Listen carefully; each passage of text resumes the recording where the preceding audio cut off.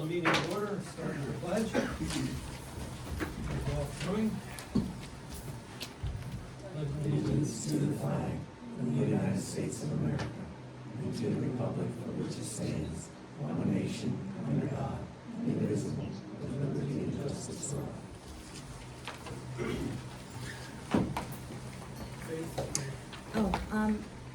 Faith Kreiner, and this meeting is being recorded. Thank you. There, not too much to say here this evening. We did get a volunteer for the playground. Mike did most of the work by getting it out for us. There was no tractor activity.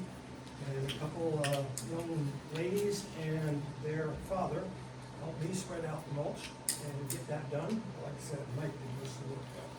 So that went well on Saturday morning. Wasn't very long at all. Actually, the gentleman that helped out was the opponent to Kate Klum. His name's Austin Grant. He's from Hanover area. But he brought his 4- and 2-year-old, and they helped too. Good thing there was no tractors. So that went well. I already did this, but I'm going to do it again so everybody knows that Luciano's donated the cannolis for this evening. You must have them because they're not going to keep. They're not packaged. They're handmade. And they're delicious.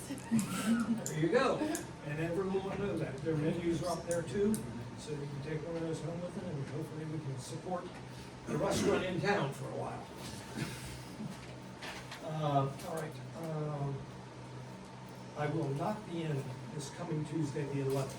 I'll be out of town, so that office hours is not available. I will be there the next 4th Tuesday. Anyone that has it. And you can email me at any. Doesn't mean I'm going to read it, by the way. National Night Out, 6 o'clock tomorrow at the Lions Pavilion. Please come. Lots of stuff going on there, and there's good cheap eats, and the fire company comes. All kinds of good stuff. Enjoy. From there, I am going to jump into approval of minutes from July 8th, 2026. Had a chance to review, and do you have any comments or questions or motion to accept? I move to accept the minutes with there's a little typo error. Under real lady in schools. It says asks if no out, rather than out sign. But aside from that, correct. Okay. I'll second it, but I think down here under zoning, that's supposed to be 7 and 9 again. Okay. Copy that.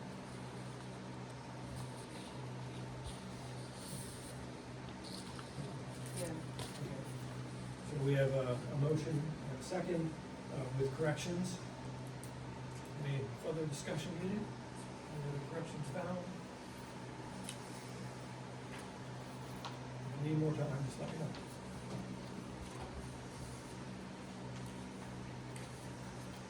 Okay, all those in favor? Aye. Any opposed?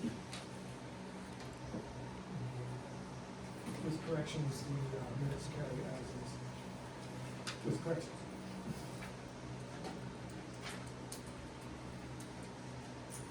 Now we're going to open up to public comment. I'll remind you, we're reserved 5 minutes. And, that's it. There are so many of you here.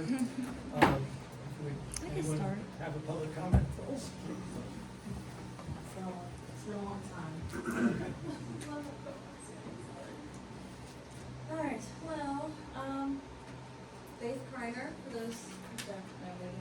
I just wanted to begin with, I live right next door. We got our friends split up, so I want to thank Dan for taking the time to walk with me as we went through that, between the posts and everything, walking the property line, and, yeah, just having it in office hours, I think is really helpful, and, I appreciate it, so, thank you.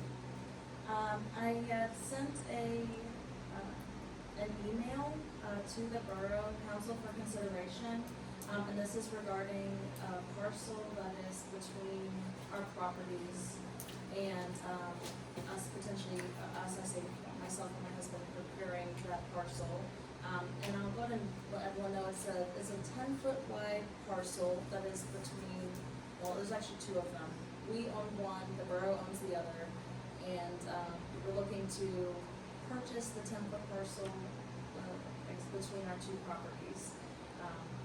Just so that we can maintain our tree line and, not have any use for an easement, for our driveway. So I wanted to just come and speak today, ask that you all discuss it, consider it, and, yeah, that was something that we could do. Jeff, I was gonna ask you, I had a question, are you able to speak on, violations for other properties? My neighbor is also, my other neighbor, adjoining neighbor is also my in-laws, 19 Starlight, and they received a letter regarding their property in violation. They got that already? That was Yes. fast. Yeah, I mean, I guess it doesn't go very far, but, Yeah. it's right back here. So are you able to speak on what the reason, is for that? Fences need permits. You needed a permit for your fence.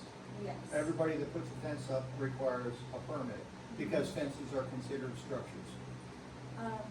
Could you expand on what fence you're referring to? Because I know we have our fence on our property line, and then they had a fence around their pool, and they replaced that. It was a black metal fence that they replaced with the privacy They didn't fence. just put a new fence up?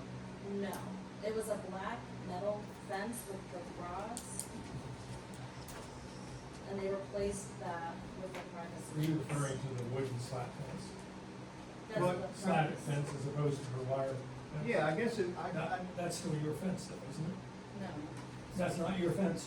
no, that's my fence. That's the back part. On the back part. Oh, the back They part. have Oh, I'm sorry, a fence I- surrounding the pool, and that was a black metal fence that's now replaced with just a wooden slatted fence. so this fence is not new? Yeah, this is her. That's That's not- your fence, okay. Yes. I was like, this is how close we are, guys. I mean, literally, This way up and down. I is walk okay. here, just right there. Sure is easy to see, isn't it? I know, this, Get your point look, across. I can also point out the parcel I'm referring to, it's just right out the window, there behind Ann and Frank. So they just replaced what was there with something Yes, different? yeah, it's, Okay. it was a black metal rod fence around the pool. I wasn't aware of that, I just saw that it was a new fence being installed. Okay. So that's where I came up with needing a permit for it. Okay. Do I have to just call you or email you? Yeah. Okay, Yeah. alright, Yeah, send I'm me gonna- the details okay, so that I can at least have a document okay, clarifying it. yeah, Tracy.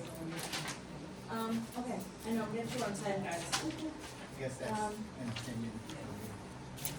Lastly, I did wanna speak about, I'm sure on time, but the audio visual options that were presented You can do that. later. Yeah, you can do that during the committee. You don't have to use the Okay. 5 minutes. Yeah. Well, that was it, I can just bring it up. Let me, tell you a little bit about the original question about the property. We'll do some research on that, the engineer and the solicitor. Okay. We'd have to reverse an ordinance, because it's by ordinance that you have the right of way. Yes. Okay, and that means that you It's all can that. access it, do it whatever you want, but, we can't stop you. So, owning that may not help you very much, but anyway. Well, yeah, it was That's just. was okay. the, yeah. That's okay. The other thing is the major swale that goes through there and the drainage. Yes, I'm yeah. concerned that makes a place, and I want to know the engineer can accept that being owned by someone else. Like a ditch. I mean, I grew up in Maryland, we call them a ditch, but, yes, Call so it a it's ditch. not really maintained, and actually when we get heavy water, it floods into our I basement. agree with you that it's not maintained. We'd like to We should change take that. care of it, but we haven't, and also, I'm was curious about where exactly the 10-foot is. You have the survey coming out on Thursday. Okay. It's marked with four corners, yep. Yeah.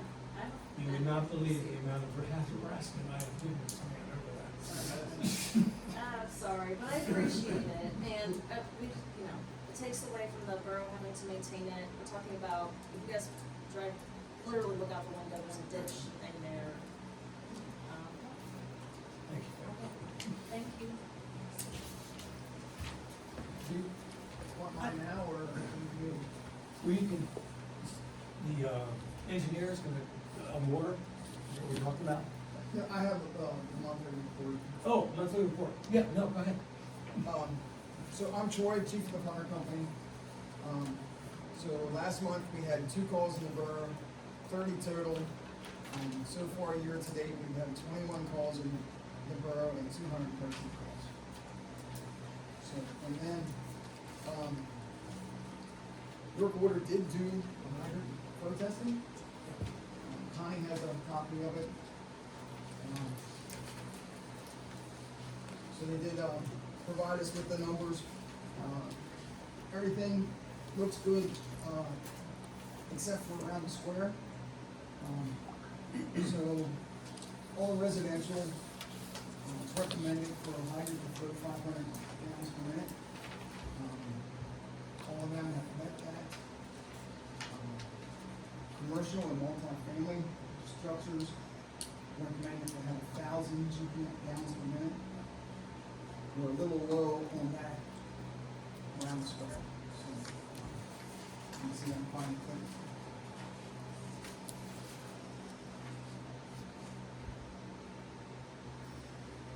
So the one that is on York Street and, right off the circle, they calculated the flow at 955 gallons per minute, so 45 gallons per minute.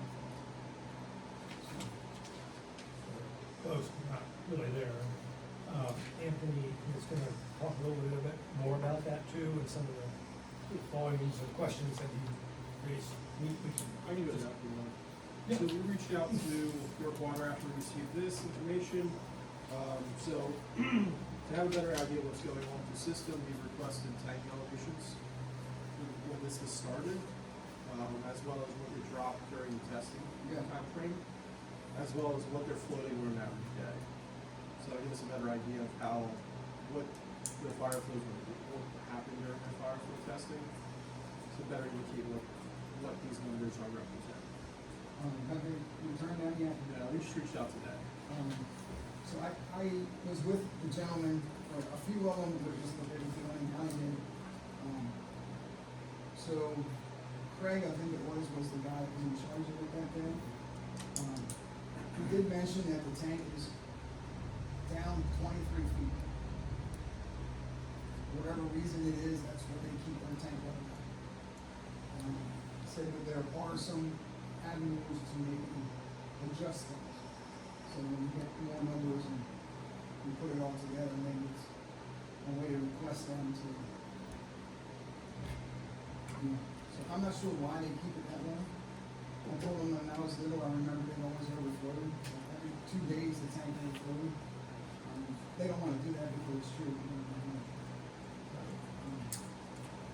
I found it strange that they're keeping it low, that low. And not having it in close to capacity. So if that's the case and the numbers we find, these other numbers should go up if they increase the capacity of the tanks. I agree. Yeah. If that capacity is increased, does that mean like people like Frank who live up here on the hill won't lose the pressure as much, or won't it make any difference? I believe by increasing how high it is, that pressure. would give you more pressure in the whole total system. So I know my father-in-law was superintendent of the water company in Hanover, and if you go up and you look at all the towers, the water reservoirs in Hanover, they are at the same elevation as their storage reservoir, which is on Baltimore Street. And he says that's to maintain the pressure in the system. I don't know what elevation this is compared to their storage. Yeah, there can be a lot of, since they're playing with multiple systems, trying to keep them at a certain level. Frank, one PSI of pressure equals about 2.3 feet. So you can definitely see a change in 2.3 feet. So on this, all of them were showing, the ones they tested were showing, except for, at Berlin Street and Craft Mill Road, was still showing a residual 20 PSI for the flame, so. Everything else other than that was showing 35 to 40, so. And the residual PSI is pressure that helps maintain the system while there's water flowing. So that means what, if they have that lower number, what does that mean to the system? That if water's flowing from that area, the pressure in people's houses are going to be reduced while the water's flowing. The residual pressure is what the actual system's at while there's flow coming out of the hydrant. So what he's saying is while the flow of Craft Mill Road was happening, the rest of the system is experiencing 20 PSI. Now, there are obviously hills in Jefferson, so that would be directly impacted. Where they took their reading could be different from another section of the borough just because of the elevation change. Okay, what about that one hydrant that keep open? Doesn't that have something to do with pressure? That will, because that goes to, that's water that's actually flowing, so it's gonna reduce the pressure in the system while it's flowing. But they do it so often. Right, and they do that to clean their system out, so that they can regulate the amount of, Is it chlorine? chlorine and any other things that they're putting in, so that it's there, and they use that hydrant because it's convenient for the water to run off. It runs out in the street, but it also goes right into the storm drain. So they're not washing anybody's yard or anything out. And we're one of the farthest, we're the farthest point on that system, so. So it's referring to is there's a chlorine contact time with the water to keep the water fresh. The water can only be in the system for so long and it can stagnate. So they're sometimes flushing the water out of the system just because it's reaching that amount of time. That's can be the same issue that you have in a tank where there's too much water in the tank, it doesn't turn over fast enough. That can be one of the reasons why they're keeping the level at a certain point. And we have requested them to mark that when they're doing that, so we don't get down on the cost for it. They usually do it Tuesday, maybe Wednesday. We also do it in Spring Road and Sunday. So. Every week, or What's that? do they do it every week? You said Tuesday and Wednesday. That's fine. Sometimes it is every week, but I think it goes back to what they're reading on their analysis of the water. Oh, Because they come out, I've gone down and caught the guy doing it, they come out and test the water weekly and see, from this pump, from that pump, and just travels around. Just for reference.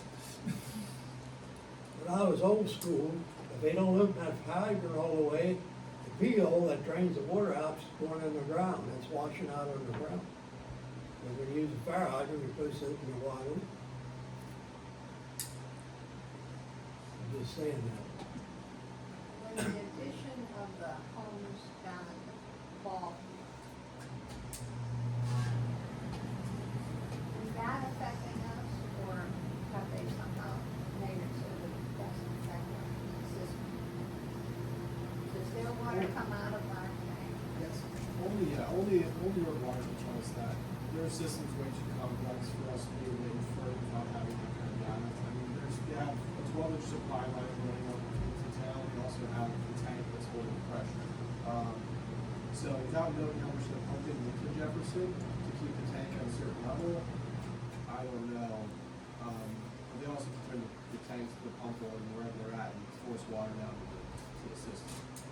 So what their levels they're planning to keep pressure a certain way or keep flow a certain way, I could begin to make that assumption. So to answer your question, yes, at some point, there could be more demand than what's able to come pipe can only carry so much water. So I guess currently it's sufficient, but at some point there could be more demand than we Because they supply. keep building houses now. I don't know how many they're selling, but they're building, so. Yeah, certain times in the morning when you draw water, you know it's flooding. And they come around and test it during the day when nobody's using it, like in the mornings. Yeah, that's why we requested the additional information to figure out when we get this tested. I have a better idea. Right, so once we get all that together, then revisit it. And, so this wasn't in vain. So your homeowner's insurance is based on water supply. And that's renewed like every 10 years, and we probably get to that point. And they always request data for the hydrants and stuff, so, you know, it wasn't, I don't think it's a waste here or anything like that, so the data will be used for other purposes. Wonderful. Any other further questions about? Any other public comment? I just have two questions, and perhaps they'll be answered during zoning and solicitors' reports. But I was wondering what the status is at the hotel, if that's going to be, if it's going anywhere. And also, I was wondering if dispensaries are included in the ordinance about the vape shops. Let me take the second one first, because I know that answer. That one, attending the zoning, planning commission. They view that as a separate thing, as opposed to the vape shops and that type of thing. So that is not included in that particular ordinance. It is up for discussion at any given point, to further that along, but it would be a different ordinance. First one again was About the hotel. hotel. Hey, It just was- I'm in the same boat you are. I'm a little confused as well because I haven't seen any work being done. Of course, I sent a letter to them about mowing their grass, and of course, I see it's up for sale for taxes too. Oh, So normally tax sales like that, at the last minute, they end up paying the Frank. Oftentimes, yes. okay. I was just wondering if anybody had any information about what was going on with this. That's it. And you haven't been in for inspection, nobody's been called for Nope, inspection. nothing, nothing. And their permit for rebuilding runs out, right? The first of the year. First of the year, so.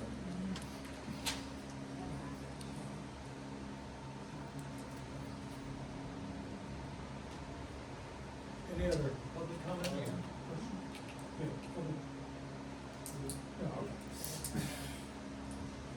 Anyone else? Well, thank you for that, I appreciate it. We're gonna jump into the solicitor, she's got plenty of stuff to go over before us. So for the temporary outdoor sign ordinance, this was my fault. The temporary sign outdoor ordinance is a part of the zoning ordinance. So if we amend it to add an additional penalty, that will have to be approved by the county before we make any changes. If everybody's okay with that, then we can go ahead and we'll start drafting and get county and planning commission approval. But yeah, that's the. If you don't impose a fine, So there- if you did not impose a fine, there's, I mean, you don't have to impose the fine. no, but I kind of took from your statement there that that's what's making it go to the county. It's any amendment that we make Thank to you. the ordinance. Yeah, sorry. That's okay, Yeah. thank you. I Yeah. appreciate it. And we have talked about signage ordinances, zoning, at the LGAC. And I think, Jeff, did I send it to you? No. Talk to you about it?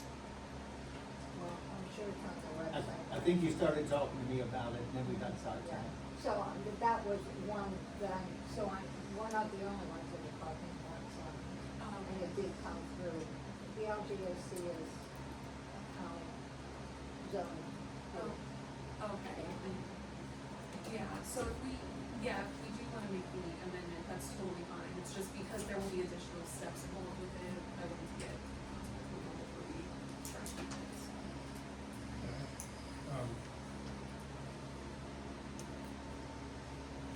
So, do we want to make a motion further along with the temporary sign ordinance development, knowing that we need to go through county approval, et cetera.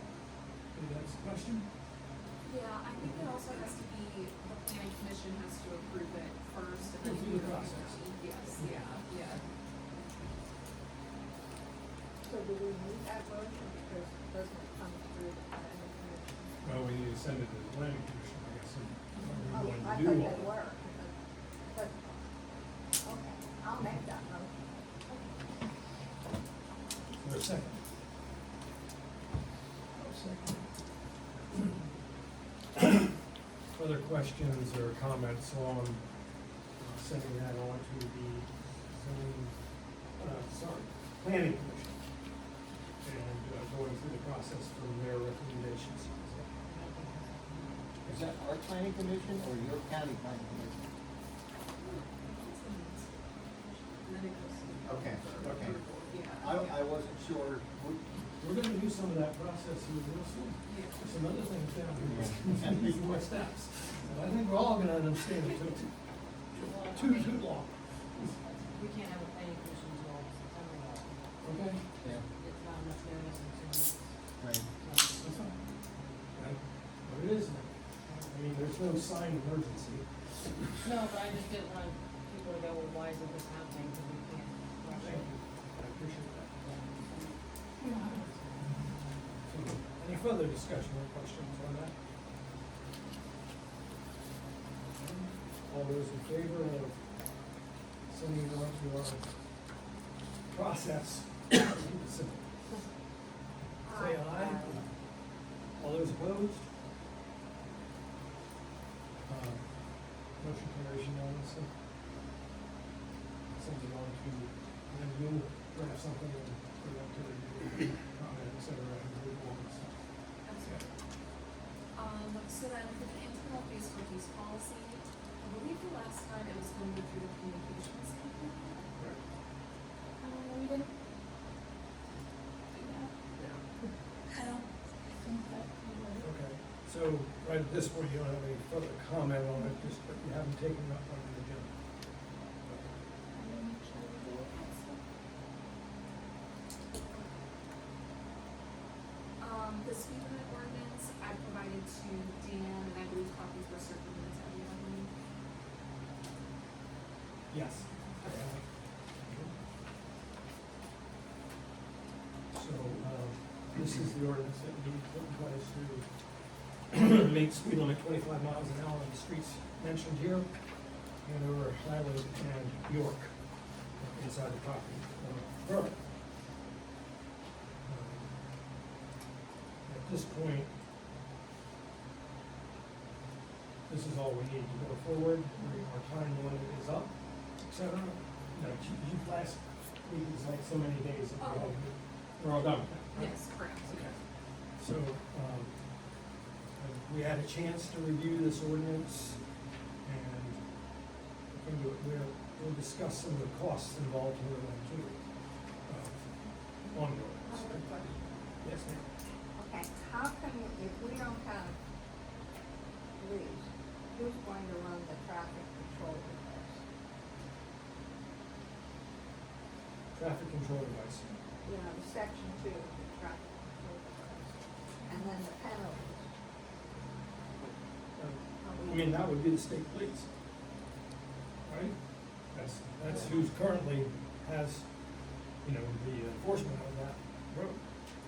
Okay, I just wanted to know. Sure, no, good question.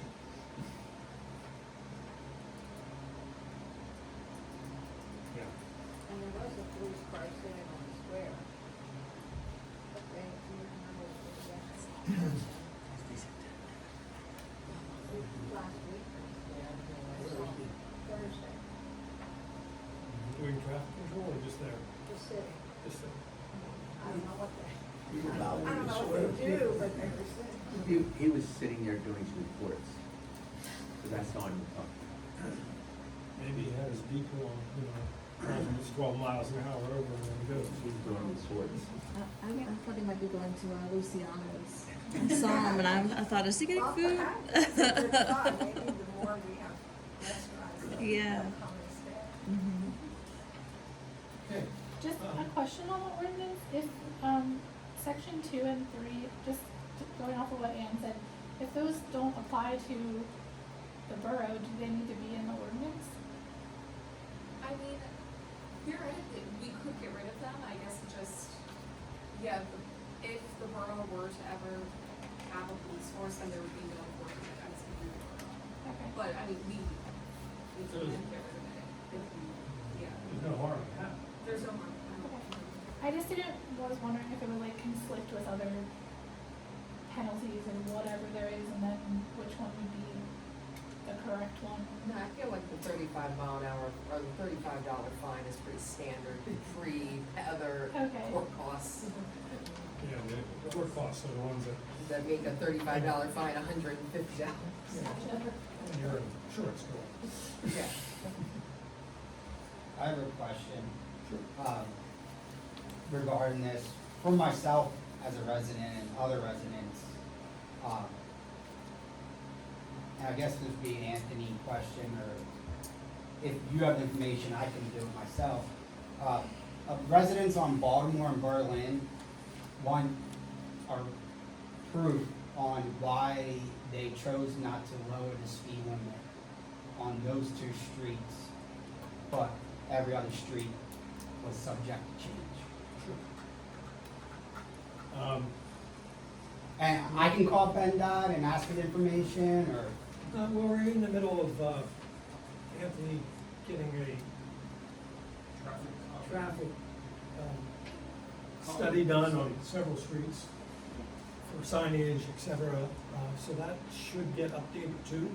so there's a current traffic study going on? We're requesting one For Berlin Street and Baltimore? for Berlin, Baltimore, and the square Okay. mainly, and then some other areas where there's some signage that would change.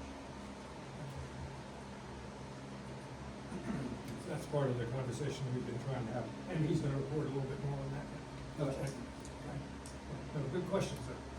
Yeah, and I mean, the last thing that we understood about that was the volume of traffic going over the speed limit did not warrant changing the speed. I know that's what they You heard it said, too, but right? I highly disagree when I lived right there, but I get it. Yeah, we don't get to make the criteria they do, it's their road. Although it's our road and law. So, further discussion on this ordinance and or a motion to accept and move forward with that.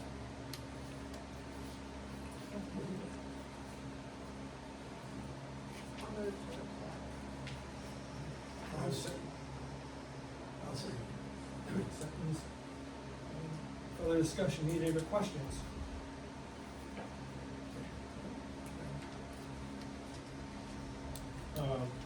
All those in favor of accepting the ordinance, say aye. Aye. All those opposed? Carry unanimously, I will sign this for the end of the meeting. Are we accepting the ordinance or accepting it to be advertised? Or- We already have it. You did advertise it, okay. Sorry, I couldn't remember. That's why we have 60 days or something like that since they advertised to move this forward.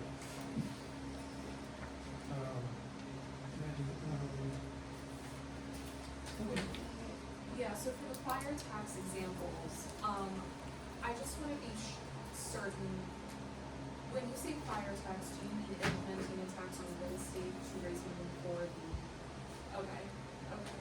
Yeah, there's a specific, so I'm gonna say, taxation clause now available to the boroughs that funds EMS and fire police more directly. Okay. It sets that money aside for them, it's not up to us to necessarily after to do that. Right, that makes sense, So okay. if you can look that up, that'd be Yeah, great, absolutely. because we wanted to try to have that during our budget discussion, that's why I was asking for it for this period of time. Okay. But we have two budget sections. Okay. Do you have an idea what you guys can do generally for the fire? Dollar wise?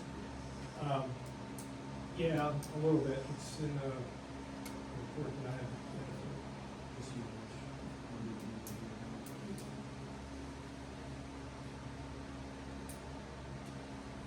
Okay, and then the last one for the comments on the planning commission's report. I haven't received anything from the planning commission about. Unless I missed something. Nope, I asked him and he did not provide, I texted him, asking him if he saw my email, he said no, and I said, okay. You were confused. So, yeah, Okay, that's fine. Okay, so he is complete with this report then, back? I have not gotten anything yet, so. Okay. I mean, the gist of it is that they were at a point of two different solutions, so we. Oh, that's right. I wasn't the last one, but. I'm sorry, Aaron? yeah, Aaron. It was Aaron. I apologize. Yeah, the vape There shop. was an engineer there. The vape shop language seems like it was pretty well wrapped up, at least in the meeting I was at previously. Yeah, it was the data center stuff. The data center is the setback, Yeah. because that is a discussion that they were having prior to me leaving, it's a discussion that's here. I can see you all the meetings I was not at. So the big shop stuff is, we would be able to go on to go through the county. It's separate. And I think that's approved to come, to go for us, I believe, but whether he got to see it or So- not. I think that was approved when I was at, too. yeah, Because I'm it's sure the about right that, council. yeah, because it had, Yeah. except they had issues with the amount of space buffer, and we were looking for your input from you, Dave, IT. And, it was basically giving you two choices to choose which one will you most defend, okay? Be able to defend best, Okay, and then that they would carry forward whichever one. the recommendation that way, and so that they were Understood. trying to be done. I'm Okay. just waiting on input from you on that to the council. Understood, okay.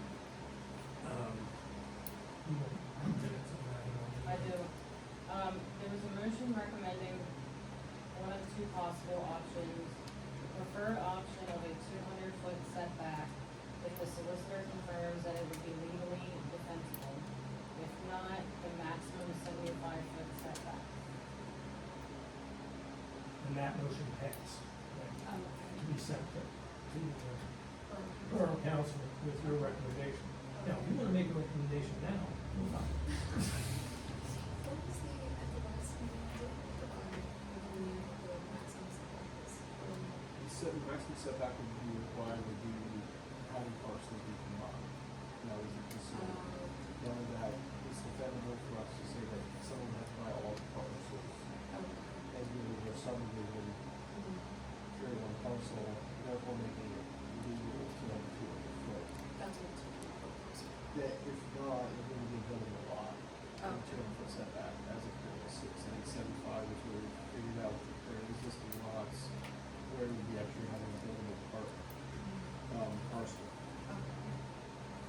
within the industrial zone.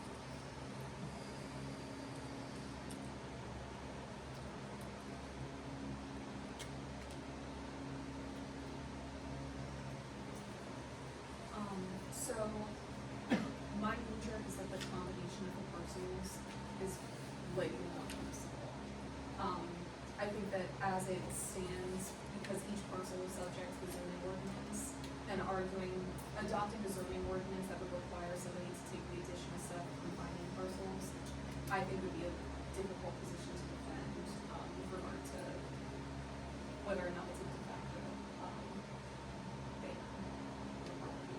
That's my knee-jerk reaction though. If you want, I can try to find a legal precedent that speaks to that. I'm not sure, it's a very novel idea to my knowledge, so, I can try to find a legal precedent that would support it, but just off the top of my head, I would say the 75 would probably be safest. So then we would go with the 75 feet on the property, and that would make available here to them, if they could possibly use it, if they ever came up for sale, and if anyone ever wanted to build a, data center here in the borough.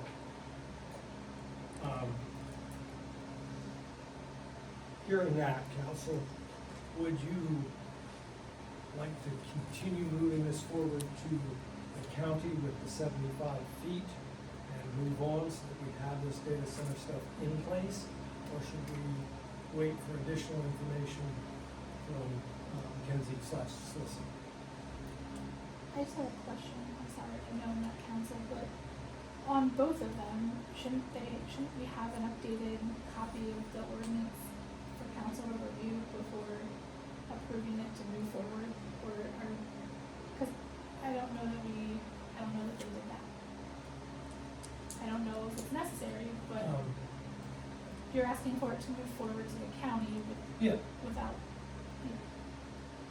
So, my understanding is that the data center ordinance is brand new, so we wouldn't be, I believe, were the comments, because we reviewed the comments a little bit ago, were they circulated amongst everybody, I don't know, from the North Carolina Commission about the ordinance? So they did their adjustments, but that was the planning commission that did those, Yeah. not the council.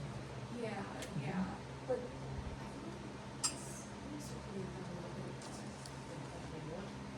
The draft ordinance came before, and anything that was more specific to, I guess it was. we reviewed the draft county ordinance, we made some input on what we thought, and then we asked them to go back to the board. Okay, I see, I'm not entirely sure if planning commission made their changes or made a draft. Yeah, I don't know. I suggest waiting till next month, to get more information from planning commission on what their actual suggestions and recommendations are. Since I didn't have that from Chad. You're saying more money, Yes. I'm very good with that stuff, so. will there be there won't be a planning commission this month because it's too late? Okay.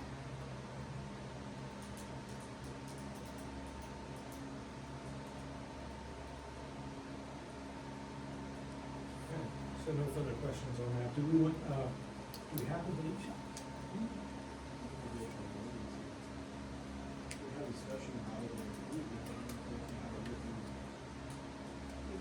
ordinance. So they agreed to the proposed smoke and vape shop ordinance would be moved forward as written, subject to solicitor and engineer review. So again, I'll ask if he has one that they have, that they have tailored to the borough or what he's doing. So this needs to be copied for this.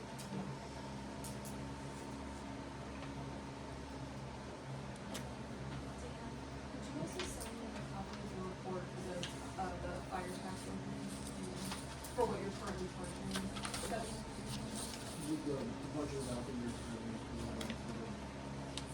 Oh, well, we have, unless you want to just write, have a real one, I was just looking for examples from other folks, how they wrote it, what was involved, to make sure that anything that we were looking at was a little bit tested.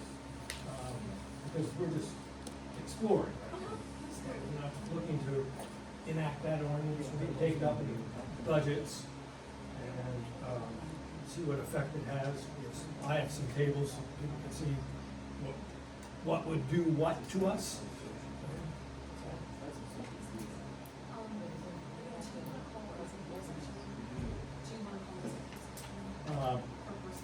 I can do that if you're, I thought you were gonna segue your way into that, but you just tell me what you want to do. I can segue with that. So we've got a couple of concerns about some personnel issues that are going on within the borough. And one of the remedies that we have for that has been discussed a little bit is adopting bylaws which would kind of govern like the rules of decorum during public meetings. It would establish rules that have to happen in public meetings and things like that. And I have copies of draft bylaws if everybody wants a copy to review. Actually, I don't know. Actually, I'm not sure. So. You were supposed to say that. Apparently I was supposed to say that. I was really expecting you to say that. Give me something to read. I'll be walking in somewhere. And then within the bylaws, we would also recommend, adopting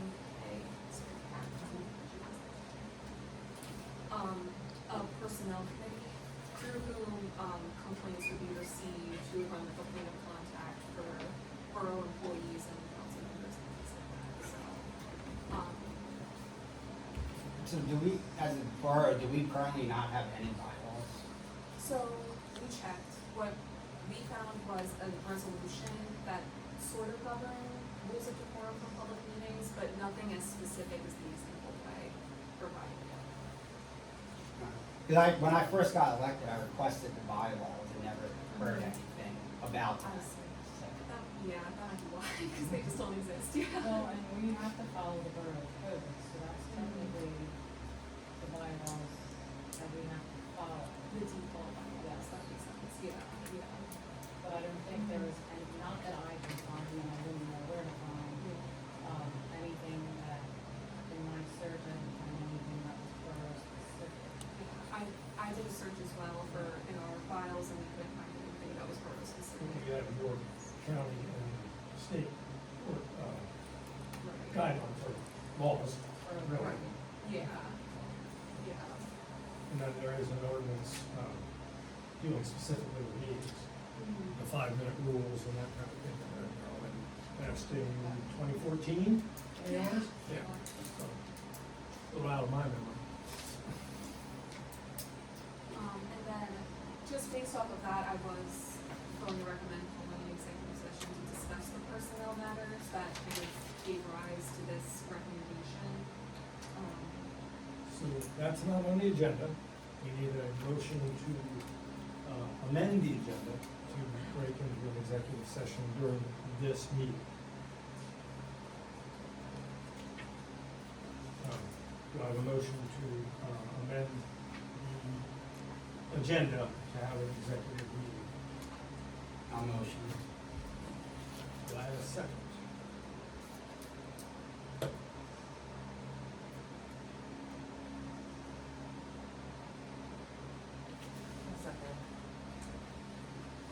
Motion and a second to have an executive meeting regarding personnel issues.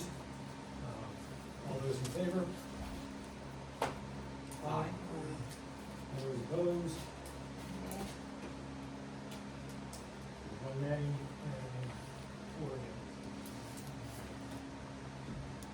Ayes. So the motion carries. We'll break into executive session for personnel matters, leaving, public to have their way with cannolis. How's that sound?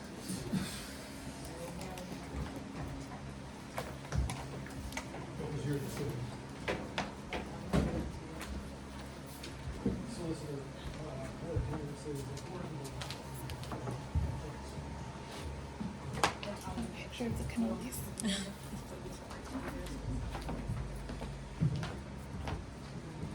No? Good enough. Can you have that?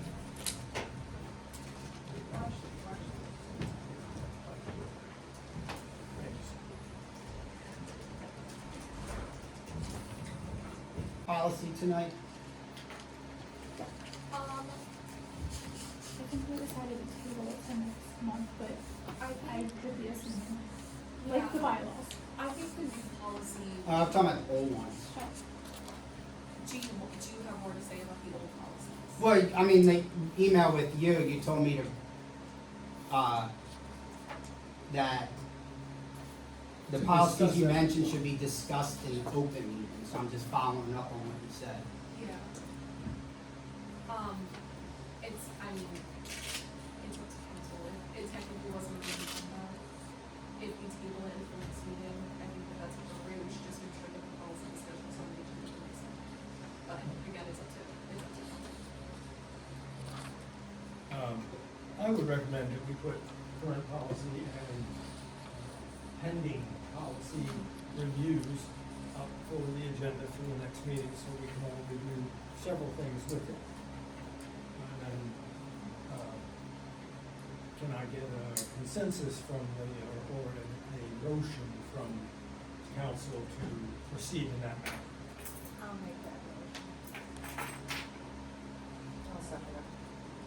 Okay, I got a second, a motion and a second on policy review and new policy review for the coming agenda. Any other further discussion needed, questions needed? All those in favor? Aye. All those opposed? Nay. Motion carries with one nay and 4 yeas. I just, question. Communicating with the solicitor that represents the borough, I was emailed today to be able to discuss at 1:48 PM to have the executive session and discuss personnel matters that cannot be public, but I was also told that I would have the ability to talk about policies in the public.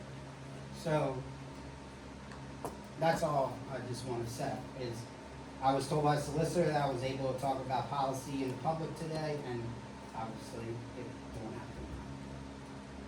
The solicitor would like to clarify that that is not as what was said in the email. The email stated that policies cannot be discussed in executive session. The policies If we're going to mentioned should be discuss discussed. policies, they should be discussed in a public open meeting. And I requested to, and then I was voted 4-1 that I can't. We were not voted for one. But we will table it into the next session when we discuss the new policy.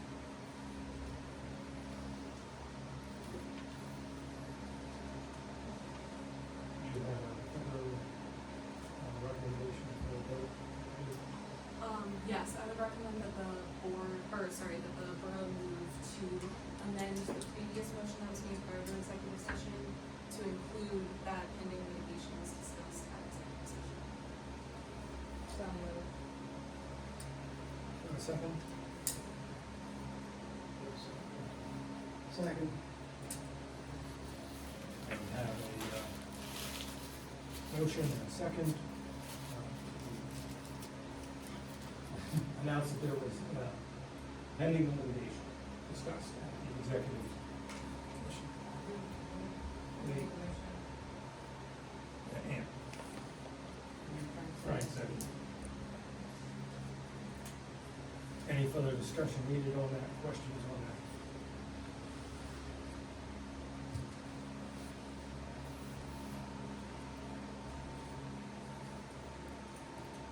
All those in favor of accepting that motion?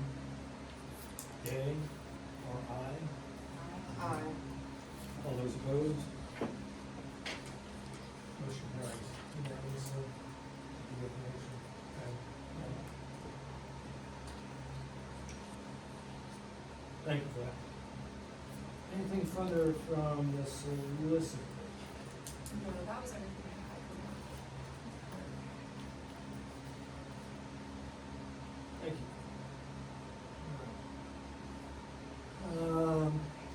So we're going to jump to engineer's report. There are a lot of stuff to cover. Things that are somewhat time sensitive. I think your first item here, we probably have already done. Yeah, we've already covered, the data center vape shop language response, long as review that when that's made available. Basically, in engineering basically design for the gazebo, can increase the scope and pull that on our structural team.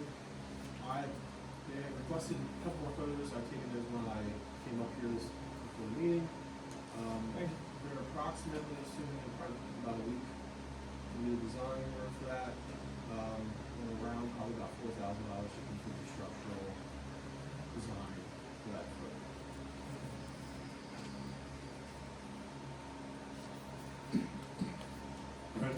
permanent, so. Yeah, you have a sealed, document that you can work with and provide to the contractor. Thank you for that information. Yep. And that becomes part of the cost of the playground, right? Correct, and I've got some, data on that, and so we can all have it in the packet. Read? Yeah, if that's something you guys are interested in moving forward, you can let me know if that's a discussion you want I to have. need to speak up. Yeah. If that's something you guys are interested in us doing for you, let me know. If that's something you have to have discussion as part of the playground discussion you guys will have later. That's probably the direction you're gonna go, is fine. Traffic study application, that's the LTAP traffic calming we briefly touched on previously. We're currently working through the documents for PennDOT. So what that would be for, Berlin and Baltimore streets, as well as the square mostly. Determine if there's any traffic calming possibilities or, line work, et cetera, that can be done within the square. That'd be through the LTAP. Municipal avenue that is directly with the PennDOT, so it is done at a low cost, obviously, to the borough. But we're currently working through that paperwork. Hopefully we'll have something submitted by the next meeting.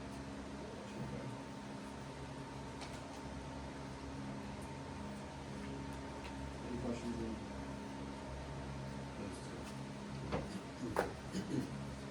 And then we will move on to the traffic signs and crosswalk planning developments. So I provided everyone, the council, with a map as well as a cost estimate. I can find my cost estimate.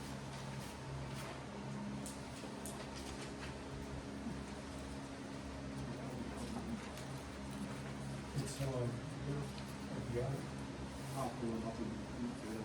I'm sorry. That, I believe the council has it on the back of the package.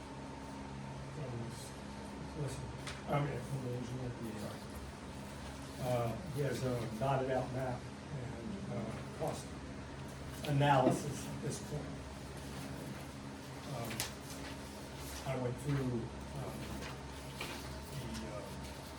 the, ride around that we did 2 months ago. Approximately. And with the help of, your signage evaluation, when, and try to put some priorities on it, 1, 2, and 3, and then try to put some costs towards it. Anthony's cost came out a whole lot more than mine. What do you I just base got- your costs off, Anthony, just for existing, Excuse me, say again? what do you base your costs off of, existing data? Yeah, data that we have through bids that we've, made in other municipalities, and or, in this case, we have yet to reach out to anybody. That would be the next step, I'd say, especially if you're talking like the crosswalks, the highest one you guys are seeing on there, Yeah. reflective signage. We do have, one of the big questions we had, Dan and myself, as we were comparing this is there a possibility to go through CoStars? CoStars, and some of you may be aware of it, but it's a way for municipalities to,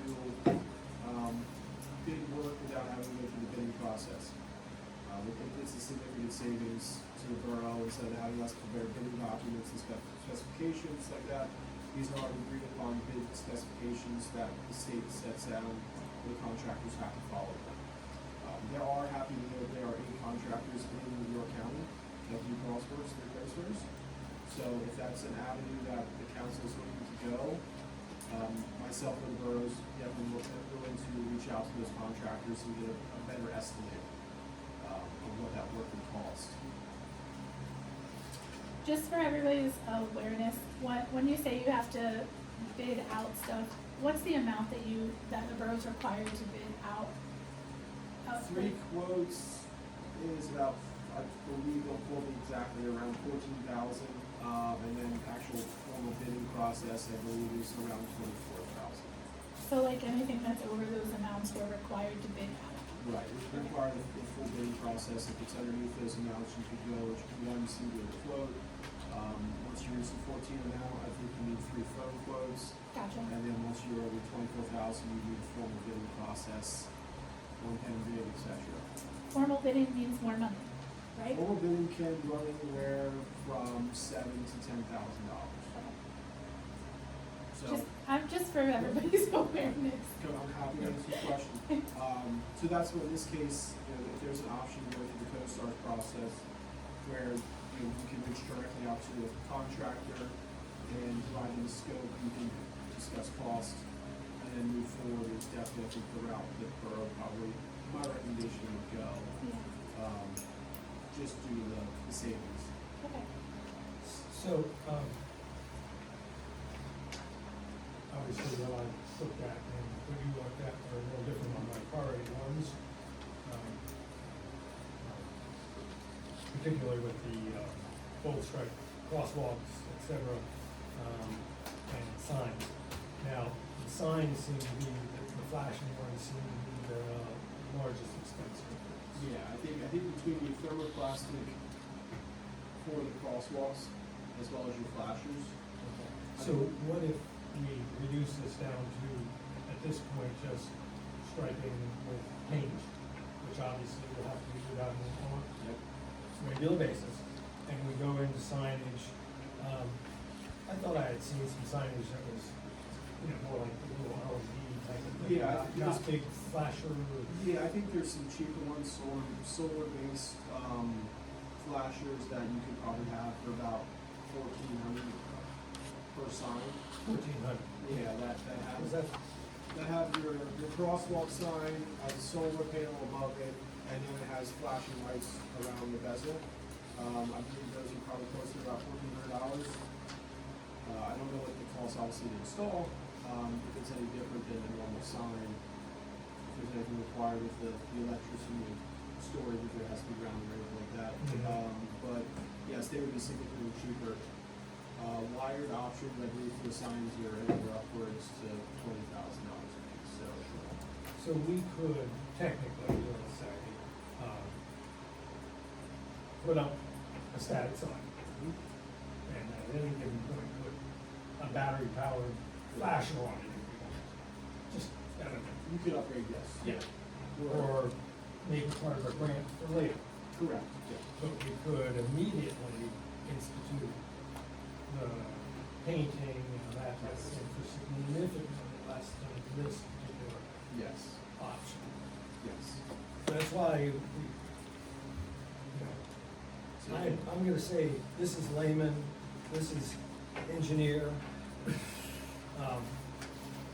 and probably somewhere in between. Yeah, so if. And some of the other things that I was looking, Sorry, I cut it again, but I'd say if the council is interested in the project, I think we could come back with different options of cost, provide you guys with some different levels, and determine what you guys are comfortable with, if that is the project you guys want to push forward. On this, old strip crosswalk paint, is that just paint? And how long would that last?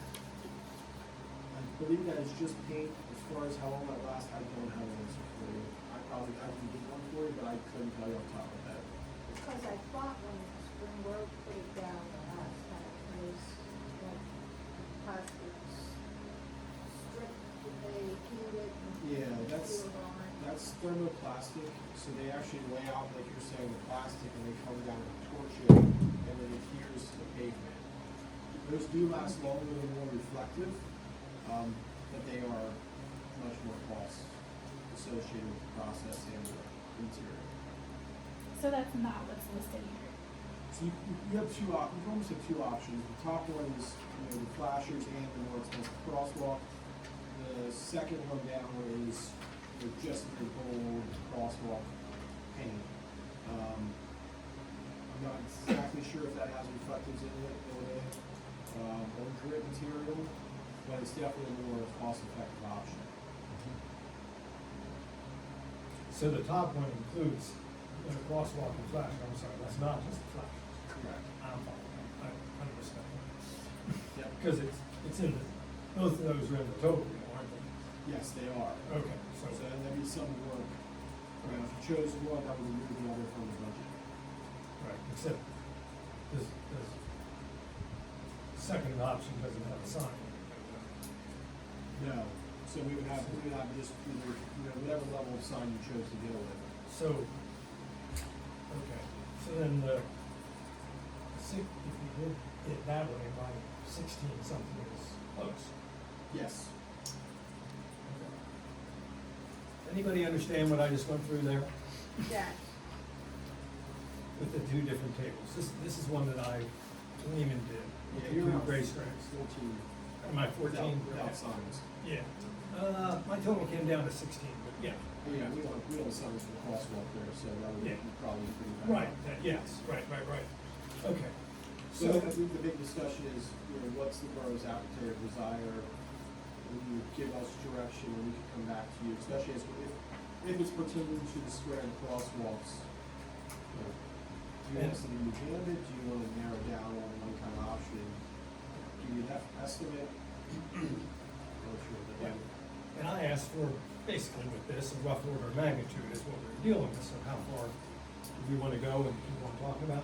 I think a lot of option 2 and 3 is probably mostly handled in-house in a manner that we can afford and. The way we've always put signs. Pretty much, yeah. But, Yeah. but the crosswalk, I think you were right to put that at the top. It's the number one priority.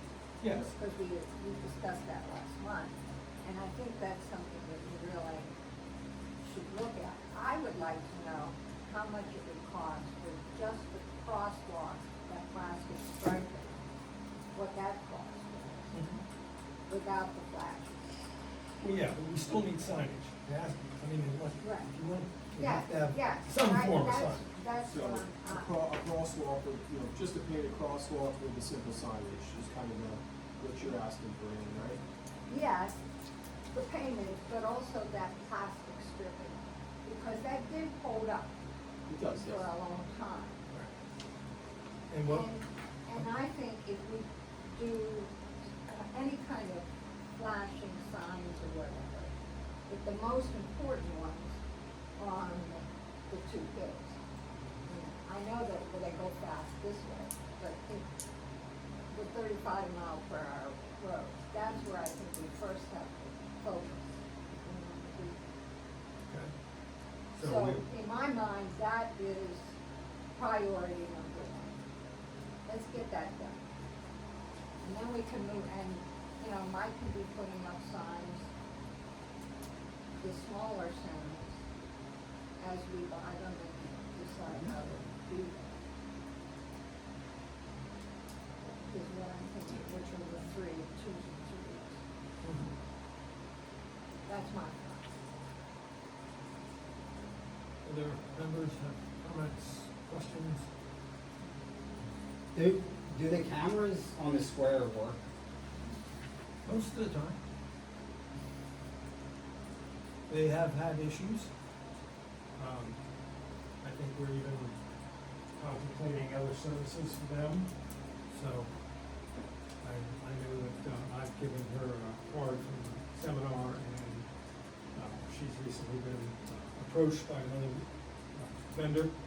So we'll see how that ends up, because it seems like we had them 100%, and then all of a sudden you lose one or two, and then it takes them a while to get them back. So I don't believe the license plate one's gonna be an issue, right? That's one of the Oh, there's ones one down that's right out now. there. I'm not sure how much I wanna discuss that in public. Be honest, which ones are out or not. So, but yes, there's been some issues. And up until a week ago, they seem to be solved. Yes. That's the current situation, Jessica. Okay? Other discussions on subject of signage and getting rolling on actual cost back in a plan.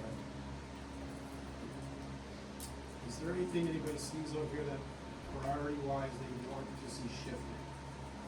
And we talked about Dan put this together, you did a good job. And obviously, we talked about the crosswalks. Is there anything that's in 2 or 3 that they want to see shifted up higher?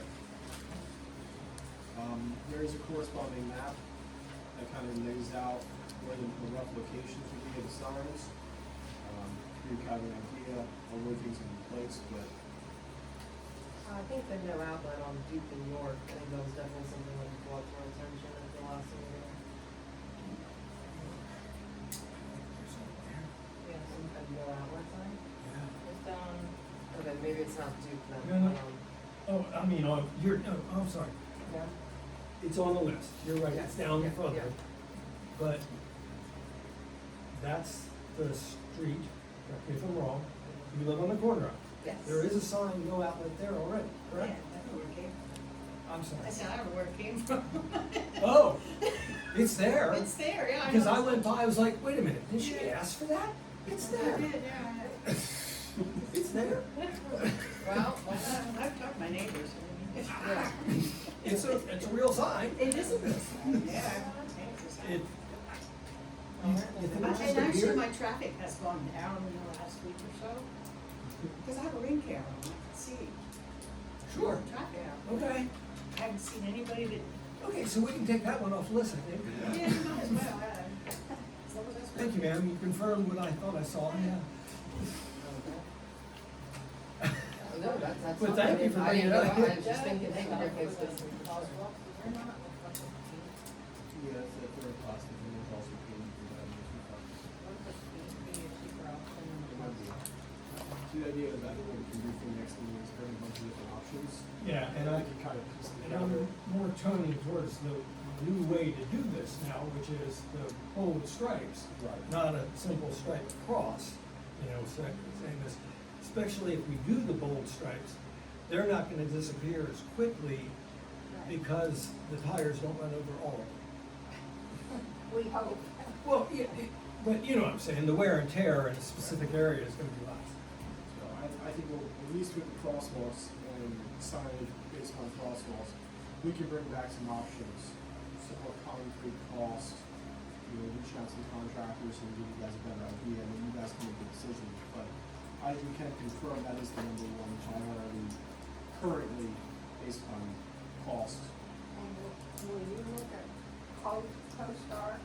Yes, I have the contractor list, so I'll go reach out to a couple of co-stars, individuals, and have them give us a rough proposal options. Do I have a motion for, Anthony to proceed in the manner he just discussed? So, is there a second? I'll second.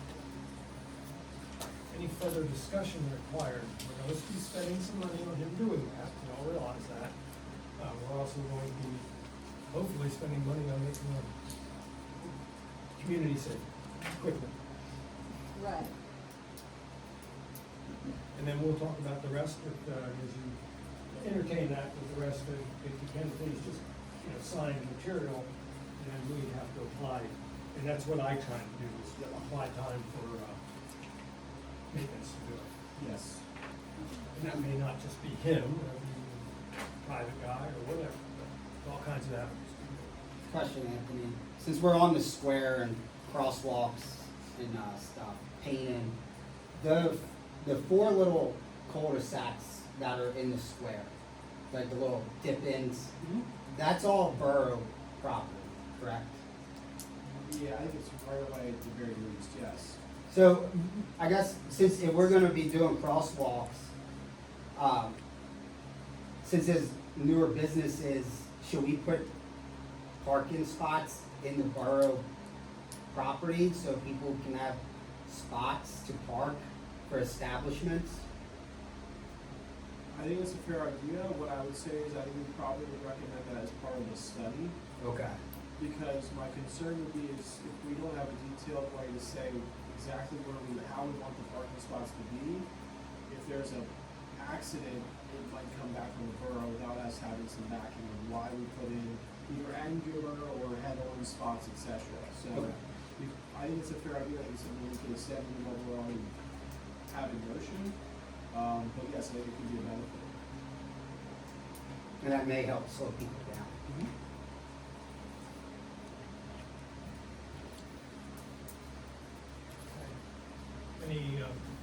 Further discussion? We have a motion. Sorry, Campbell, we have a lot of complaints of speeding on Cedar and Sunset, like we do on the main streets. Only because I worry putting 35-mile-an-hour signs on the alley roads is going to encourage people to go faster, because they will think they can do 35 instead of the current 20 that they probably do. And they don't necessarily have to be 35. All right, I was just. No, that's But you what know, I put in there I saw because 35 on there, and I'm Well- thinking, 35 is awfully fast for those. my understanding is that One was the lane. borough speed. Well, I believe Is that, I that- do, but. Is that the general ordinance speed limit? Yeah. So more than likely, the general, goes to the posted speed limit, and it reverts back to 35. Okay. So I think what Dan is saying is if we can change it, you just have to let us know that, hey, I think we should put an ordinance out and make it 25, and then as part of that ordinance, then we can change the signage. Well, I don't think there's any signs on them now. And that's why, I think And that's why we were, I think that's why we have it marked up Okay. and put a speed Well, no, and limit. that's fine, that makes sense, but I just, You I would, disagree with the I, speed limit. yeah, well, yes, but I also think that if we're on those particular streets, better off with no signs, unless it's a lower sign. Okay. I see the point, and don't disagree in any manner, shape, or form. I think we just have to, do more to do that. And again, it's what, Well, no, like I said, they're I down just- on, is that down on number 3? There's, two. On 2. Oh, right, because those are Not long, roads, those but are like- long streets. yeah. Right, yeah. That was my only concern there. Well, that is true, that is true. And, we can definitely bring that up as far as speed limit goes. Alright, so, let's see, where was I? I've got a motion and second, do I not? And we had a question, and we had some questions, answer any more questions? Okay, so all those in favor of having Anthony move forward and presenting some additional, more precise estimates and reaching out to vendors? All those in favor? Aye? Aye. All those opposed? Motion carries unanimously.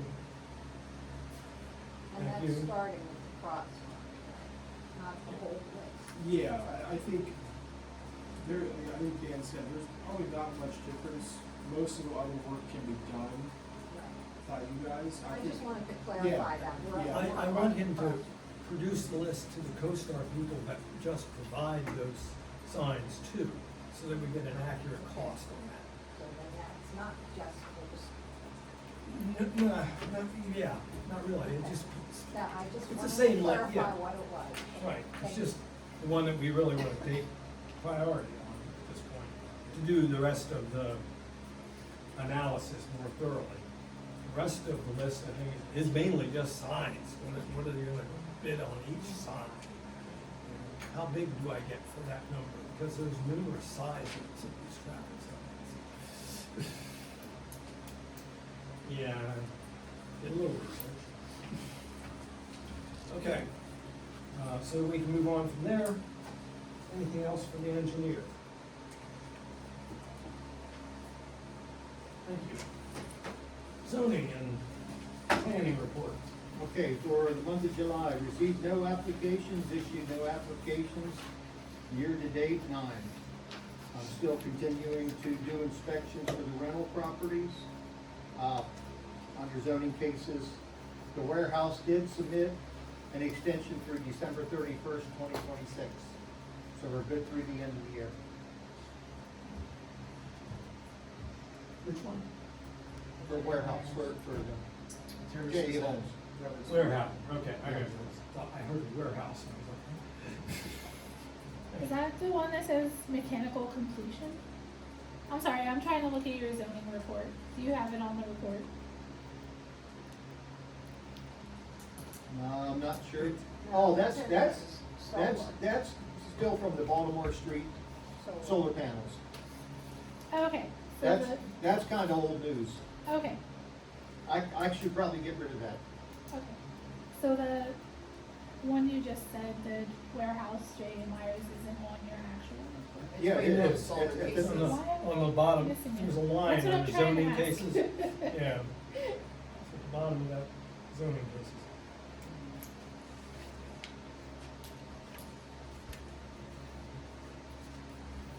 Right underneath the mechanical completion, final completion, inspection, right underneath there is the warehouse submitted and Oh, inspection. okay. It didn't have a dot, got it. Okay, under ordinance and resolutions, 27 Sunset View for the overgrown vegetation, she needed more time, she called me today, it is now complete. 68 Baltimore Street, he still has the 3 automobiles. There was a judgment issued to Jefferson Borough, I think it was effective today, for $12,000. So there's another circumstance where he has 3 automobiles on his property. He's been fined twice in the last 4 years. And the violation's still there. So I guess we'll have to, I guess that's why Dan's asking about where we're at on that property. Several reasons.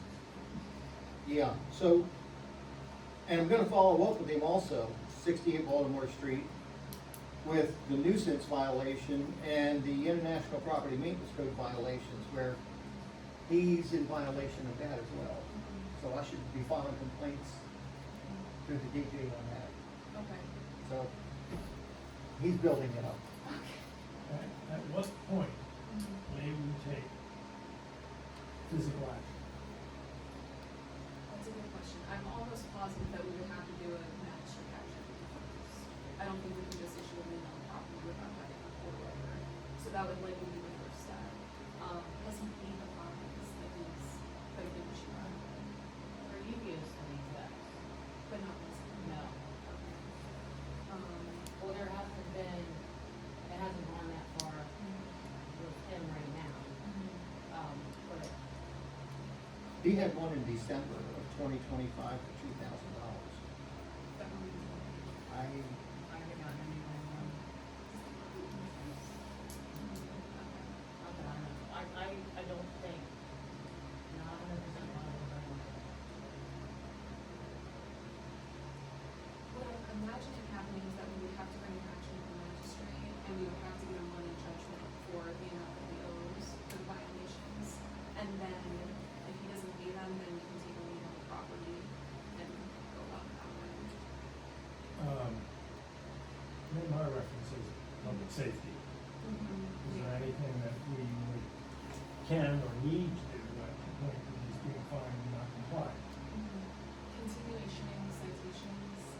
And I think that there are ordinance that does violate the safety issue with our ordinance, so would we be able to take that step without the magistrate court? To just, Yeah. I would have to, I'm not gonna lie, I would have to look into that. I'm not sure, I've always heard opinions coming out by way of magistrates on, by way of court orders, at least. But you're not, lien at it, I'm not talking about that, I'm talking about physically removing Right, the items of offense. I understand, okay. Okay, and what, I mean, we've done it before on other properties, not often. Only one that I can have in my memory at this point. I don't know if anyone else has a memory of something different than that. And that was, I that was a just long, wanted go ahead. to mention the solar farm's gotta know how long the road there. yes. Yeah, Uh, they were Those notified. behind it, but not out front. They were notified.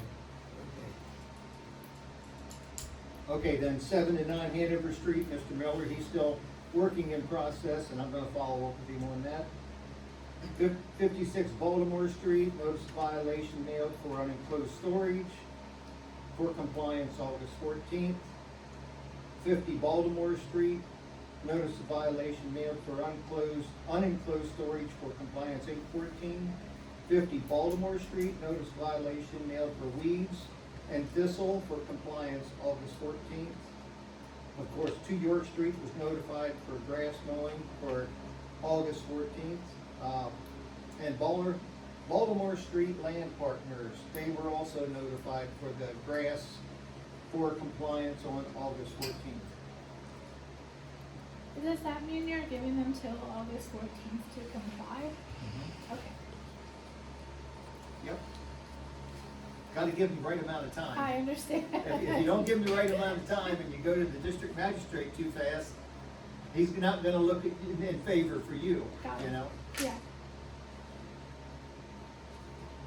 Yeah, That's all I have. what is Baltimore Street Land Partners? What? Solar farm. That's solar farm. Okay, all right, thank you.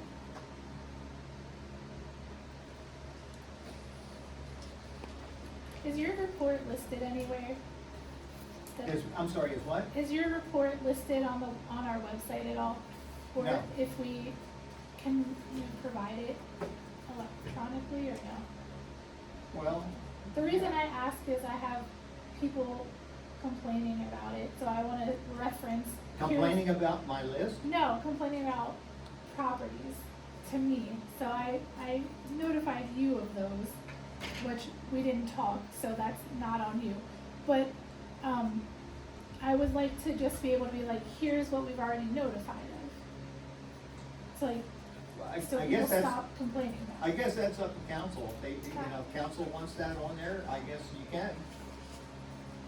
Or you don't have a problem with me saying this is what we've notified. Oh, no, I don't have a problem with that. I think that I mean, every report should just be automatically uploaded on the borough website the day after the meeting. I just wanted to be sure I wasn't breaking any rules by sharing the information. That's public. You're asking the wrong person there. Solicitor. I'm just giving you my report. Yeah. I'm not saying what's right or wrong as far as sharing the information with the public. Oh, I think it's, It's public information. yeah, Okay. you can share, yeah.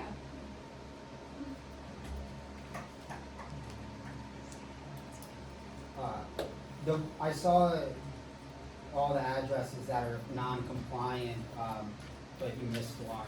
J.A. Myers, their weeds are ridiculous in my Okay. property. I don't get that way that often. Right along the road. Yeah, that's the way it is all the time with them.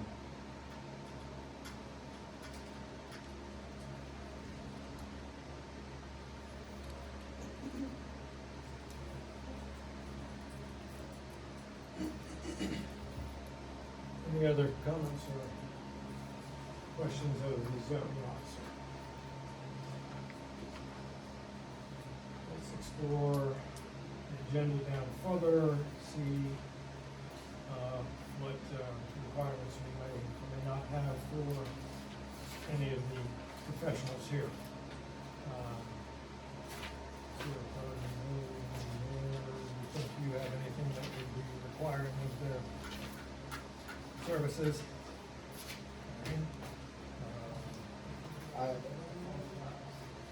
I have a question for the solicitor before she leaves. Okay. The executive session that we just had, am I allowed to request the camera footage of that discussion? Since there's a camera in the building supposedly, in the room? I would have to double check if that, I'm not sure, if I'm gonna be completely honest. I don't know if there is safety concerns where security camera footage is protected, from distribution, but if it's not, then I don't see it. So, take minutes, and we'll have a discussion outside of it, so we're going to do for public. Right. Right? I mean, correct me if I'm wrong. No, you're correct, yeah.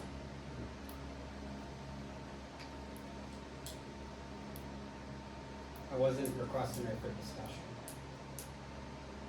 I was requesting it for my personal side.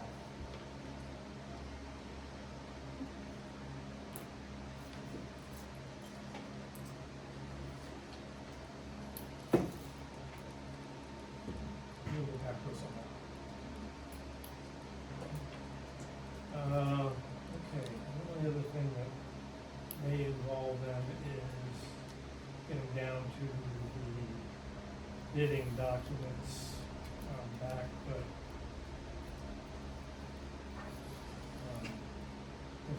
documents went to the engineer and to solicitor for anything that they may have seen needed further attention. So any questions can probably come to you if there are any. All those in favor of dismissing engineer, solicitor, and zoning? We want a motion. Yes. I'll make the motion. We don't normally do that. Yeah, we don't normally do that. Any objection? We just get the consent, okay? We have unanimous consent on that. Thank you, guys.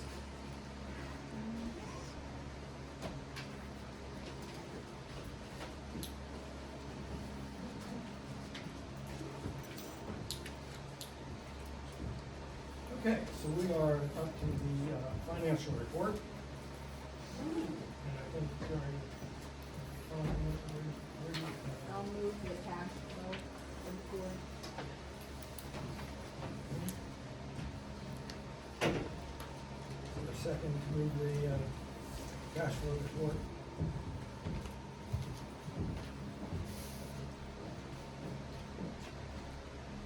I'll second Second. Now we're open to discussion or questions.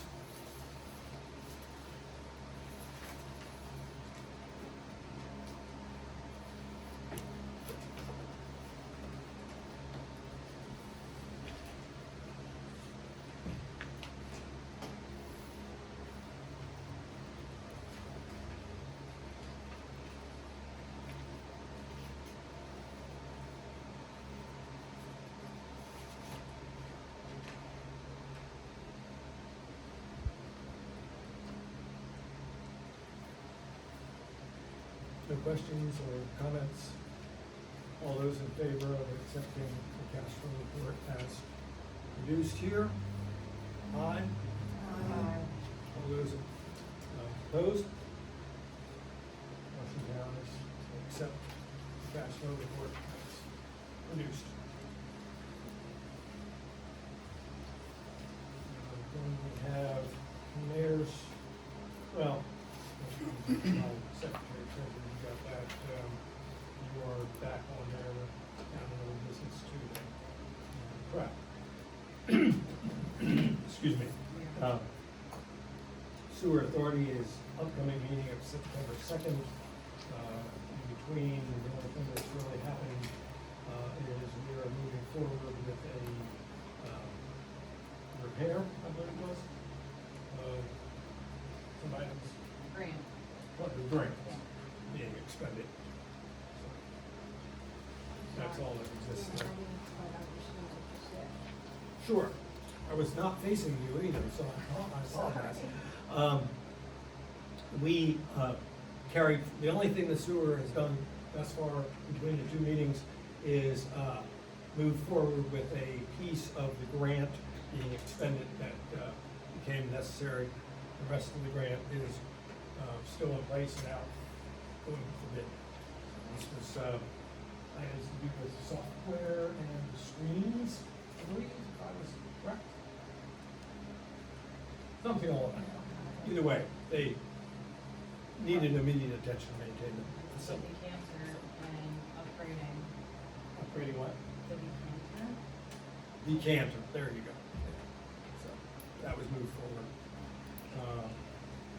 Again, already paid for, but the grant, there's money there. Are the meetings for that held here? What's that? Where's the sewer authority meetings held? Right here. At 7?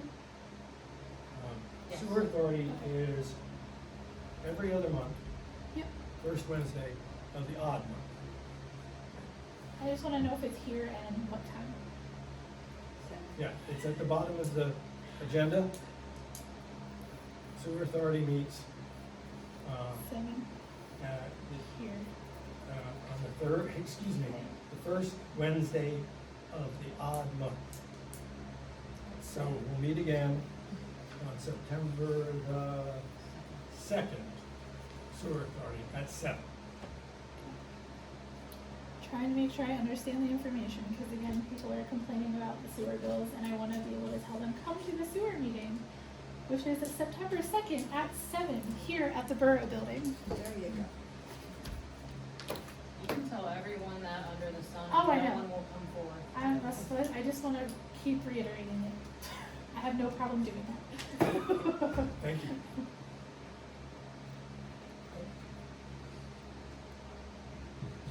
So then, on to the mayor's report, and I'll let you move right into the communication committee then too, with Alright, Gwen's help. thank you. Alright, so I think we have copies, I didn't check today. Maybe, yeah, okay, yes. Nothing under, we already kinda went through the new resident concerns.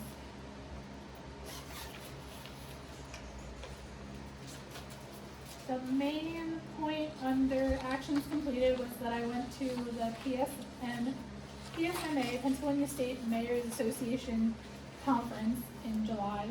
That was at Bethlehem. That is held once a year. It's specifically for mayors, so I thought that it was really useful for me as mayor, obviously. It helps to pinpoint what my role is, what kind of things, meet other mayors. I have some of the materials here in case anybody is super interested in what happens at mayor conferences. If you'd like to review them, I would take them home with me though, so if you want to review, they're here, but I will take them home. Some of the discussions and sessions, they always pick like really relevant topics to discuss, and I listed out a lot of them here, but some of the ones that I found really interesting were the human trafficking in Pennsylvania. I had like a whole annual report all about human trafficking in Pennsylvania, which was depressing and interesting at the same time. It's still good information to know.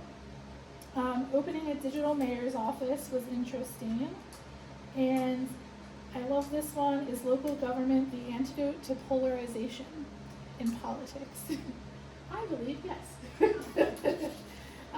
So it was a really good conference. I got a lot of value out of it, and I hope to, help the borough with a lot of the things that I learned there. I have a question. Yeah. What is a digital mayor's office? So the digital mayor's office is basically just how to use social media as a mayor, and like it was all about social media basically. The carnival was a great success. I just wanted to say thank you for all the time and effort from everyone involved to make it a great event. It continues to be like one of my favorite events of the year and that Jefferson has. So it's a lot of work, and I really appreciate everyone's effort that helps with that. The same, Frank, I'm not stealing your thunder. The fire company, the Southern Pizza sale is going on, but only till August 10th. So that's still happening. And then the last pit sale of the year is September 26th, sorry. As Dan said, National Night Out is tomorrow. I hear there's a lot of fun stuff happening. Bounce houses, music, snow cones, cupcakes. Come out tomorrow. Also, for anybody else that has relationships with churches or anything else in the borough, if there's other events that I can talk about or tell people, please let me know. I'm happy to share and put those out for people so that we get more awareness. As far as the communications committee update, you all saw the newsletter that went out, hopefully, which was, we got a lot of good feedback, a lot of just feedback in general, which is great. That's what we want. On the Savvy Citizen, the next newsletter, we're trying to do quarterly, so next will be fall, winter, spring. We're going to try to do at least 4 a year. I had sent out additional recommendations on the Savvy Citizen based on our communications committee update. I sent that out to the council, but we can discuss here if there's any more questions, or if you want me to go through it. did everybody get that update and see that, or do you want me to go through what I had sent? I think your simple statement that you made was, In the end, in summary, the committee voted unanimously that they would not move forward with the Savvy Citizen Services at this time. They believe we can better utilize our already existing options like the website and Facebook to communicate with residents before adding a new service. So, it's definitely not a no, but that's just our opinion. Faith, now would be the time if you would like, I wanted to have Faith break down her audio and visual options because she did so much research on them and understands them way better than I could explain. So if you just want to give the council more of a better explanation of what you found. Yeah, so I have the email here, and I was gonna go down through each of the the options that were there, that were provided from the communications committee to the borough. Basically, we looked at audio and visual options for this space, keeping in mind budget and looking for something that may be mobile. So the first option here for $75, this was actually, I was at a fire hall meeting and I spoke with the secretary there and I asked what they use for their meetings to record. They have a microphone device, a recorder that's right on the table. She said I bought this on Amazon and shared the link and all the information for that with me. It is $75 and I asked for feedback on that device. They said that it picks up everything in the room. You can't really hear if someone's talking quietly in the back, but it's I think a larger room. I'm looking at Troy, but it's a larger room than this space. Yeah, a little bit, like 4 times this size. And you get everyone at the table and all the way to the back of that what's called like a banquet room. I'm not exactly sure. It's like a large conference room space. So that's $75. That is a microphone only option. Number 2, I just kind of labeled as company number 1 to keep it confidential with the pricing numbers that are here. So company number 1, this is an audio video system that's movable. Which one is this? Okay, yes. The borough would need to supply the equipment cart. This is a system that would have a video camera and microphones. We supply the cart. It's plugged in, kind of hooked up to a laptop that we would also supply, and you could move it around. You will need a person to begin the streaming if you decide to stream the recording. That option, the pricing is there.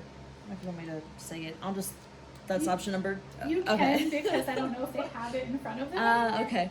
That one was $4,121.43. This company, I will say, is the same one that North Cadorus used. It's the same company they went with.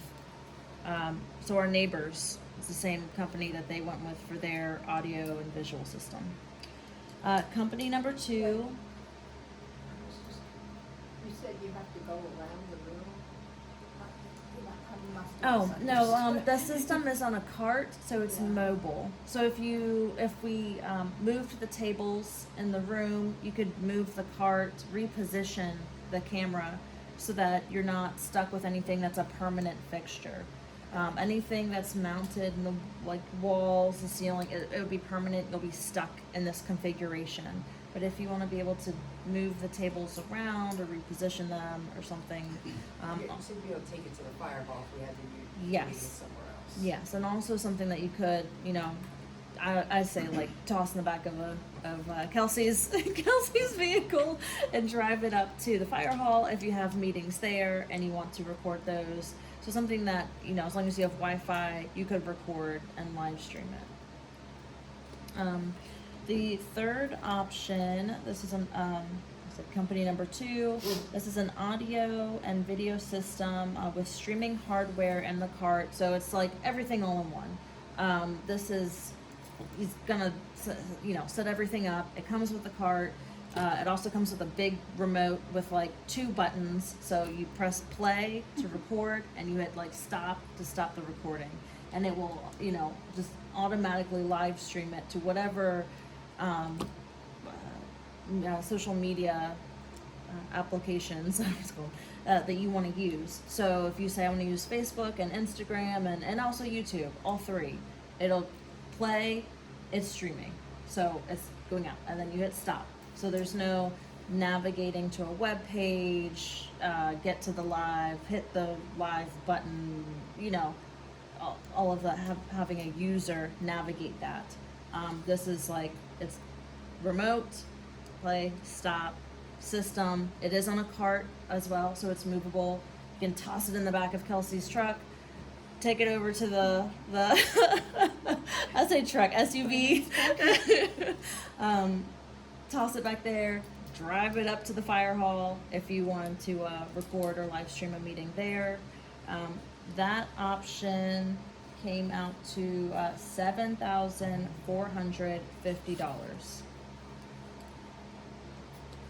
4 is not really an option. Well, what was it? It was suggestions made. So Connie had shared some microphones. They're called like goosenecks. So those individual microphones that you'll see like at, I think of like the news. It is like, you know, a political events, and someone has like a big speaker on the table that's kind of pointed and directed at them, and each person or 2 people would share a microphone.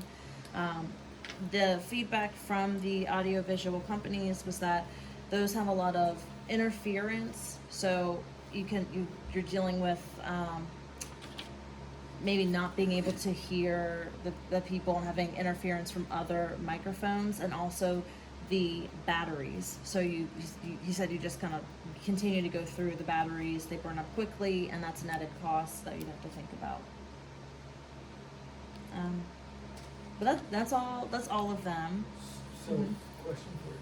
Primary difference between 4 and 7, okay? Mm-hmm. Okay. Is, We supply a cart and a laptop.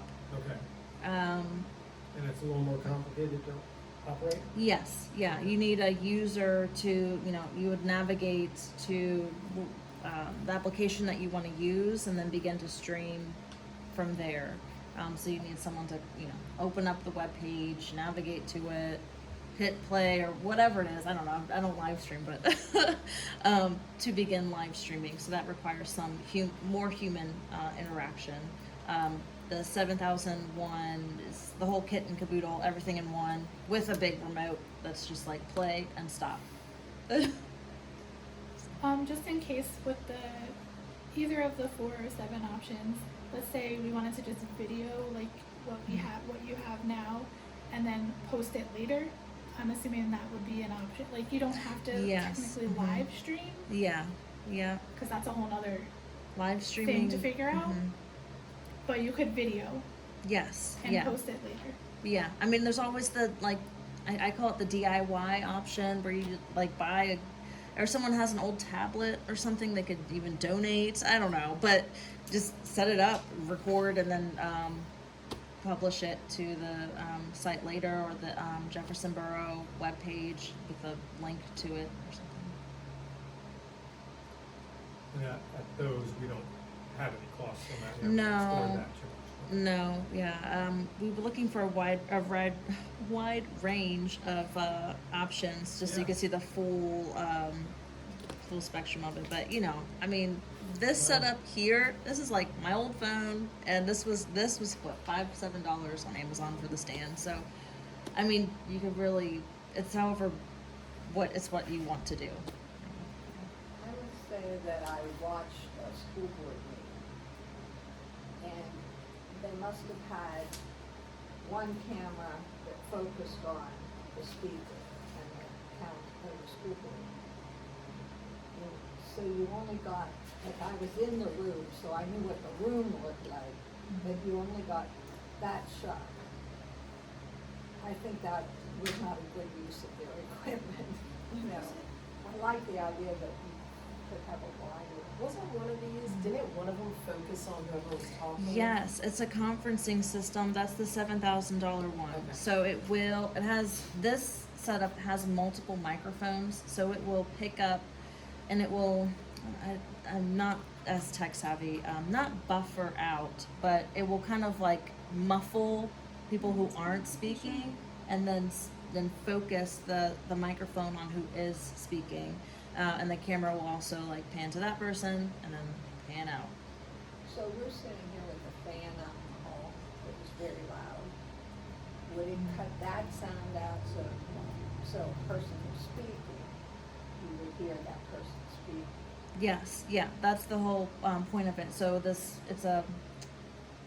like a bar with multiple microphones, and it would kind of remove the background noise or muffle it. I don't know exactly the technical term. Well, it's kind of like your microphone if you have one in your car. It doesn't pick up the back. It's There's more like software. noise canceling. Yes, so it will take that out and then focus and amplify the speakers by what the speaker is saying. I think they've done a really good job of exploring different options, giving us information, which is what we've asked them to do, on cost, and that, so at this point I'm going, how interested are we in pursuing any of these at cost levels of that, or pushing something much less expensive for a little while? Minor discussion, if we can. Feelings of that. And I know that the community seems to be very interested in seeing this live, understanding it. And I have had only one request for better audio. I told her we didn't have any control on that right now. Yeah, I mean, this is an iPhone, so it's, and then, so, I mean, it just goes to show you may not need a whole setup configuration, just with like iPhone or Android or tablet or something, and you can move When we around started as you this want to. discussion, we had no idea. Now we have an idea. Yeah. And maybe what we should do is bring this up in our budget meetings. Could I ask a question? Yes. Like on a scale of 1 to 10, how interested are you in this, Jason? You want a poll? Yeah. I'm just like trying to get an idea. Do people care or not care? I mean, I would say 5. Okay, that's fair. And I'm not sure I can give you a number, but I can tell you that if I were a constituent and I was really interested in what's happening, I'd be out there in those chairs. okay, fair enough. But I think we all agree that we need to have some kind of system that provides some kind of a camera and a sound system. And we did that, I don't know when that was, back in January or something. We voted on that, not doing that. So, does that answer your question? It's helpful, yes. It's information.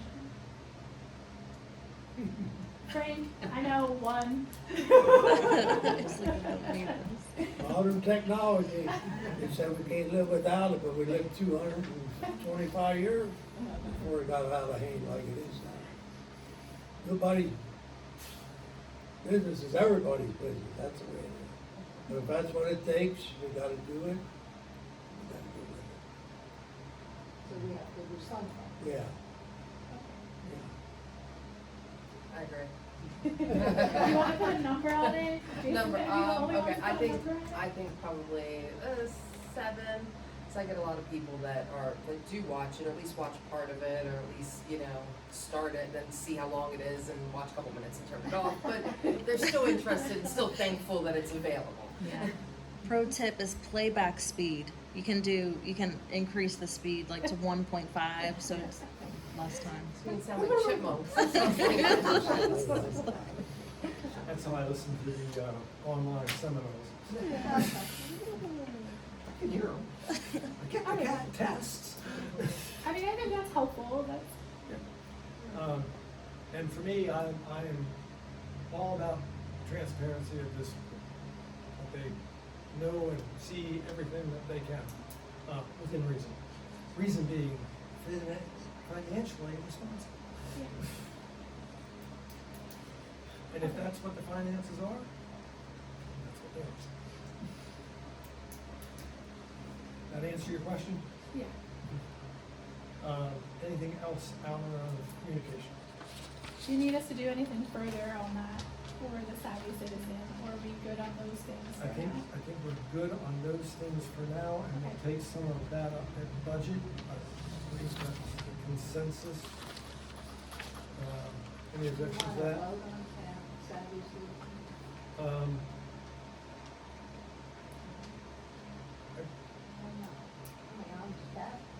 Right, no, if we don't put a motion up, then no. If we wanna have a motion, that's fine. Yeah. Not Well, I objection just don't either. know, does the committee want to vote? No, we're fine. The only other things under that is, I do still plan to pursue a water pressure survey of some sort. So I just think it's good information to have from the community, still looking at the best way to do that, but right now I wanna start with an electronic survey. So I'm gonna work up a draft of that and share it with the communications committee to test it out and see what they think, what we can add, etc. I just think if we're gonna continue to pursue the water issue, that kind of information will help, as the solicitor said in the last meeting. Okay. That was it. I just. Gwen, sorry. No, it's okay, I just realized our next meeting is budget meeting day, so that's not gonna work. Oh, You're right. We can move it to the next Monday, Okay. if that's okay. I'm fine with that, it's fine with them. Okay, so that would be, good point. The 24th. 24th. Okay, let's do the Monday before, unless you wanna celebrate my birthday. Oh, is your birthday the 24th? So what, the 10th? Yeah, is that okay? I know it's not that many weeks, but, Oh, That's shoot. next week. Yeah, just the fire company is, next Monday. I keep looking at Troy. let's think about it. We can Yeah, revisit. I okay. can update the minutes. Or my mayor's report, whenever we figure it out, but. Thanks for pointing that out, Gwen. Well, Connie brought it to my attention, then I forgot to say something earlier, so Yeah. that's what. We could always make it, before the budget meeting. Are you okay with that? Like 6 instead of 7? Yeah. Yeah, that works. Thank you. 6, 7? I know. It's like, oh gosh. Okay. One more thing for your, Let's just do that. communications. I'll send you. Yep, The new laptop is here. okay.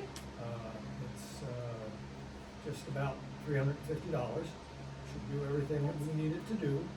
Under budget. We're gonna go, oh, wait.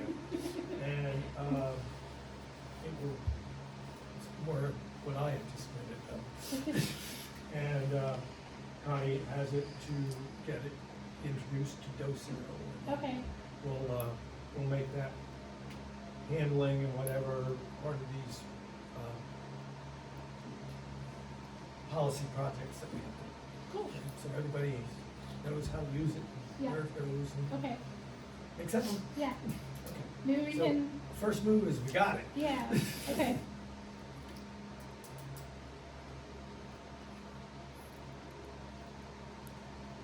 Anything else you want us to discuss? No, I think the next discussion is on the permanent sign. Right? Moving forward with that, you got some new information, now we're not finished with that. So hopefully we'll have some votable stuff next time. All right. Good information, thank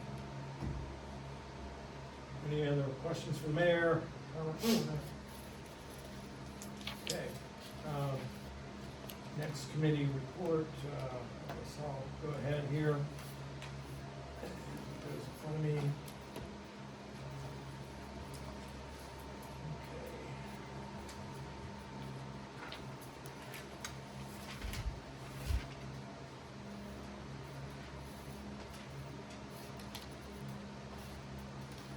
So the canon status, I'm going to speak on that, is that he has sent me some pictures of his ongoing receipt of the castings, so that is moving forward. I do not have a completion date at this point.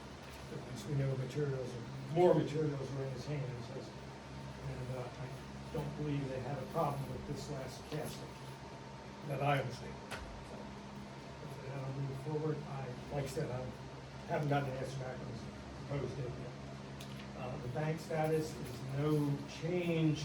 I reached out to the realtors, and they said that they had some minor inquiries, but nothing of substance yet. Report back. The playground, I already went over kind of, finished the mulching out there. We're gonna deal with the bidding results and that type of thing a little later. Engineering for the foundations, we already got a report on that from the engineer. And part of that report is going to be about the gazebo, and that's similar to G&M extras that I mentioned before. So let's see here, do we have anything else we want to talk about? Any questions on streets, sidewalks? We already went over the signage thing that we moved. That's part of this really too. Any points of reference that we should be bringing up or actions needed on streets, sidewalks that anybody else has noticed? Okay. Hopefully you know that we're moving ahead. As I said, there's one other thing. I want to start getting that conference table up here by taking it apart, hopefully this week, and getting filing cabinets moved up here to better secure our files in the basement. And numerous things. Plus, if we clear it out a little better, hopefully when anyone does come to see it, we can realize more of its full potential. From there, we go down to finance. Okay, we had New York County Tax Bureau Association meeting, and one of the things, they talked about a lot of things, but one of the things that struck me was they were talking about the security of the system, and we talk about that regularly, the importance of guarding the money that we all send in there. And that they talked about they are doing more things to strengthen the security. They're doing penetration tests on a regular basis so that they're testing to see if they can hack into their own system. They have other companies trying to do that. And then they've been working on tabletop exercises about like what they would have to do if there was a power outage or bad weather, as far as trying to communicate and be up and running during those times. They also said that Lycoming Township is looking to onboard with us. So they're reaching out to other municipalities who do not have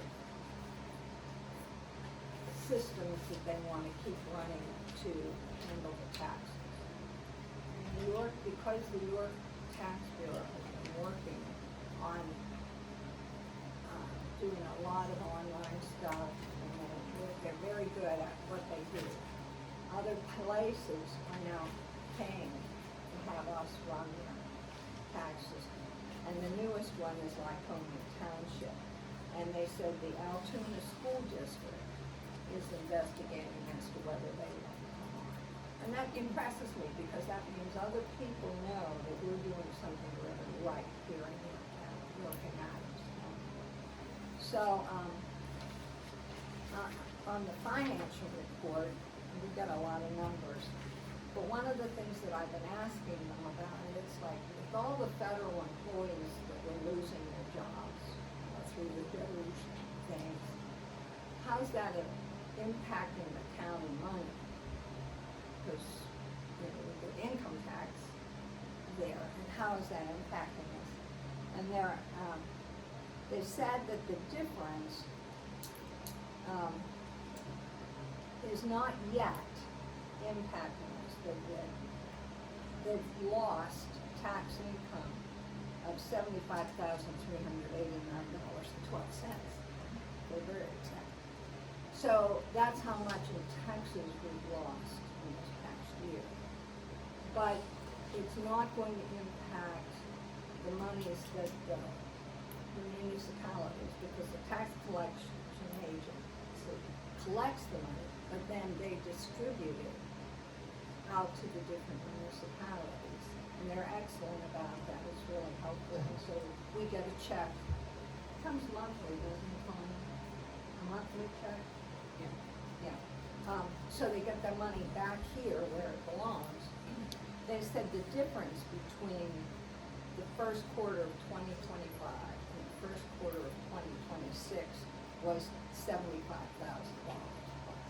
So that's not so bad, but what's happening is because of increase of costs of things, we're actually getting more money in other ways than we would have. So they can't say that this was very detrimental overall to the county, but that they're watching it. And so I was really interested in that. They talked about in 2027, they project an increase in collection revenues estimated at 2.5 to 3.5%, which is good. We like increases in revenue. And that they're costing them less to accept that money because people are filing online. And so it only cost 1.75% to get it, which is less than what we said we were going to have to pay for that percentage, so that's really good. They are expecting that our interest increase is expected to decrease. And that has to do with the percentages like we get on our Pliget accounts that we have where we deposit our safe deposit and checking and whatnot that we have in the bank. Well, that increase they're expecting that percentage is going to decrease. So revenue is expected to decrease, although we're increasing more. Revenue is going to decrease slightly in 2027.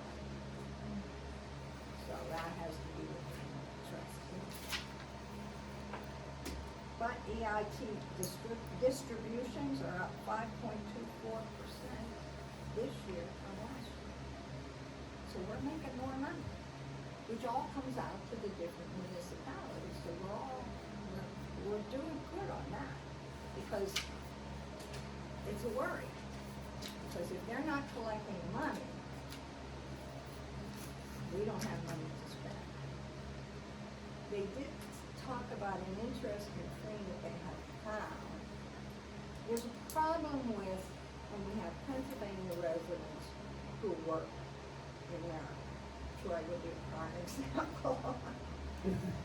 And sometimes the companies don't send the money up here like they should. So the residents get a big bill when they find out they should have been paying the tax that residents don't have to pay. They have found a website where it lists a lot of these people, how much they're making and at what place. And so now they can go directly to the company to get the money. And so every year they're looking more and more as to making sure we get all of that. And a lot of the federal employees are the ones that it's happening and it's not being withdrawn. And then when the money does come York County doesn't know what municipality it belongs to. So after a certain amount of time, they wind up giving it out to every municipality, ordered it to everyone. But those are problems that they have because the payments are, So I was required to make quarterly payments is that what you have to do? to the county, yes. It's mine. Where I work didn't do the little, so I had to do the quarterly estimated payments to the county. Which, if they would just take it out of your pay, it would be easier. But they didn't do that. They don't have that system down there, so they don't mean books. I think it depends on the number of employees you have out of state. Because originally my employer didn't do that either. And then they got enough Pennsylvania residents that they had to. And there's something about that in that, like big conglomerates like Walmart or Kohl's or drugstores or whatever, they are in Pennsylvania, they have to pay taxes. They send it to York County. Often, they make agreements with York County, and they send it all, even if it's from Pittsburgh, Philadelphia. And then we distribute it out to the communities that should have it. Which, that's a major thing, that we're able to do that. And that for the stores, it's so much easier than trying to send a little bit here, a little bit here, a little bit here. So, we can do that. They do wonderful things in there, and we should all be very proud of our York County system. York County and Adams, sorry. Not Adams. Okay. Can't forget that, because they're every bit a part of it. Okay, any questions for you? Public safety, Frank? Okay, well, Troy gave his report and she filled the rest. Anyhow, I saw where they're talking about a Halloween bingo, Yes, Halloween bingo, that's coming the up. 31st of, yes. I'm excited. Check Facebook and Yeah, pass it on. I will.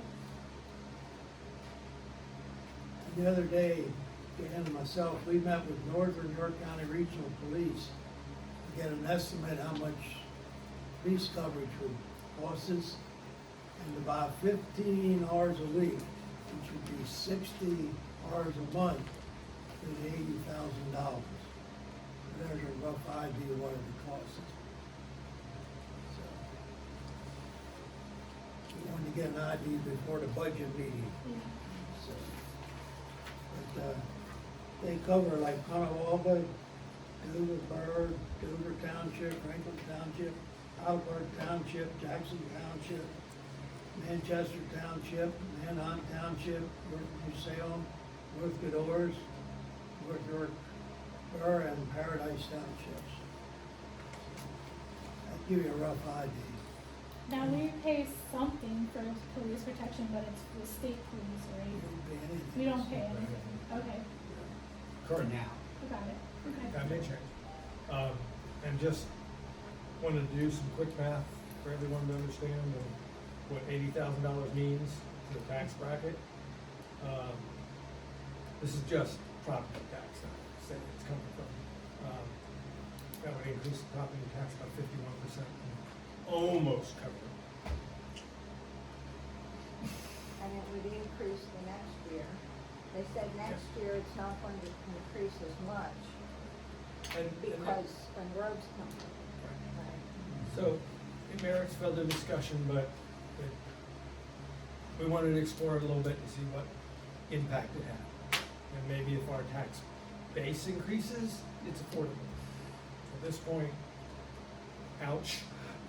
Was there any discussion as to what income to the borough would be for tickets that are written? Any income back, or were there, did it, Very, does the very regional minor. have any Like, estimates? we would get probably half of that $35.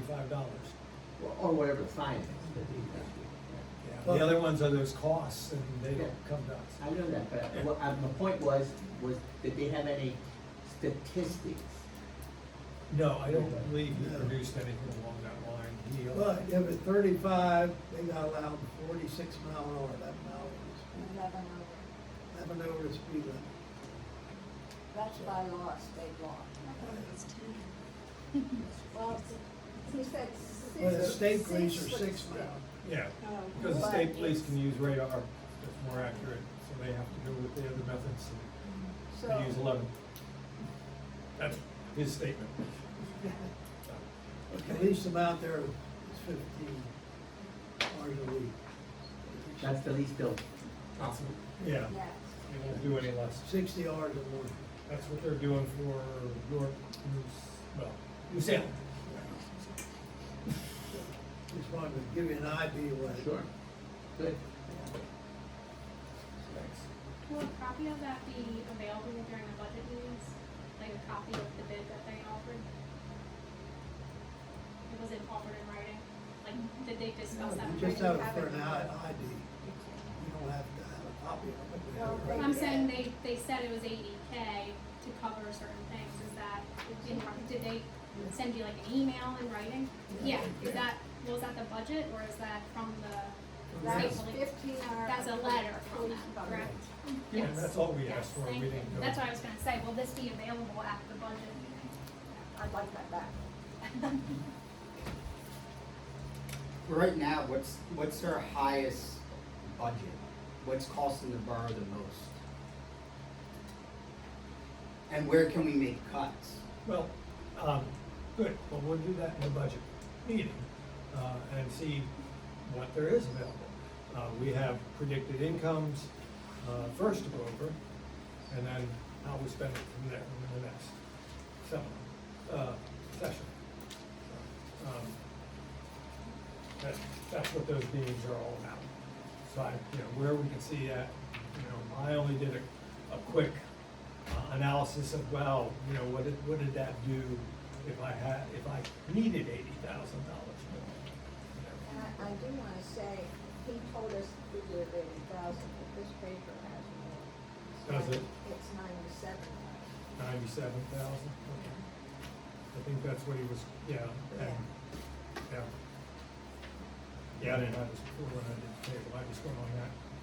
Yeah, that one's based off of, they didn't do their budget yet, so they don't have their calculations of their What is actual proposal? health insurance and all that stuff for the police, so. Rough And order of then, yeah, magnitude. they're not gonna know until they do theirs, an accurate number, I believe. And they wouldn't. I believe they also said that, they might entertain a 1-year trial, but for the most part, you sign on for 5 years. Might entertain a 1 year. Well, that's what they did for me, so. Right. Didn't say necessarily for us. Did they, It really wasn't, it wasn't that kind of, it was a fact-finding mission. It was not to delve into it and just see, what we did. did they give comparables to what like Heidelberg Township pays and did they give you what other townships are paying? Only the, New Salem, How much are they paying? the 80. New That Salem range. pays 80? Yeah, for 15 hours. They were basically trying to offer us their, established program for the 15 hours per week. And they had numerous discussions about that beyond.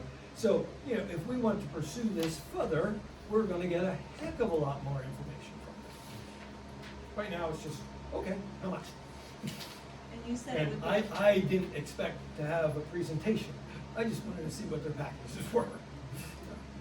And did you say it would be a 51% increase in the property tax each? Is that what you Minimum. said? Yes, and that was based on an 80 figure, Yeah. based on what we currently pay and receive in revenues. Our current revenues are somewhere in the $158,000. So this is Yeah. 50%. Yeah. Do you know the last time the borough raised the tax? I have, Like, have we raised it in small increments over the years to keep up with inflation? 12 years. there you go. So the borough kind of screwed itself in that aspect, because if we kept up with inflation over time, that 51% may have been 30%.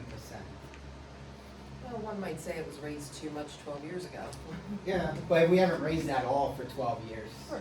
When we do raise it for something, that's when the people are gonna get mad. Okay, so we'll discuss more on budget at budget. Thank you. For this evening then, back to agenda.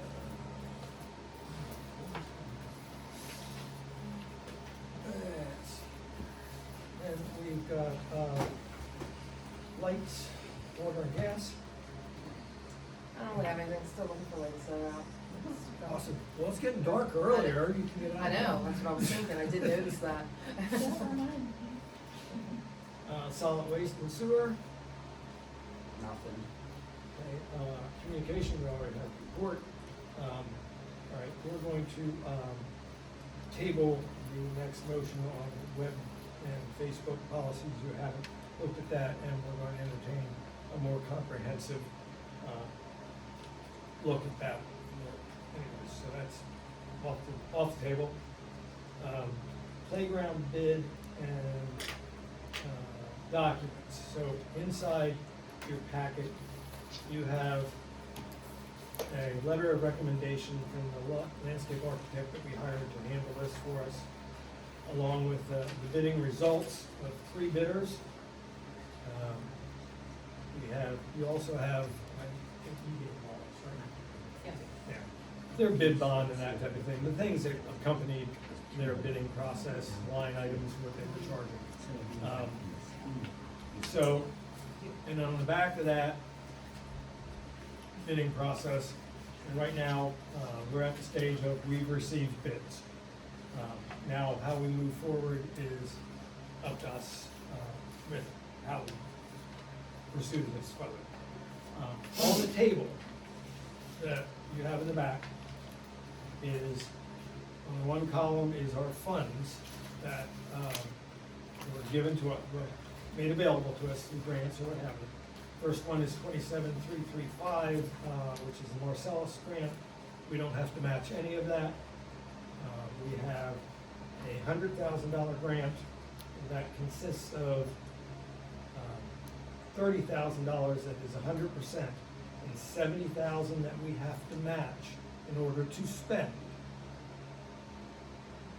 So that gives you, if we were using 100% of the funds available to us and that we're spending 70, it would amount up to $197,335.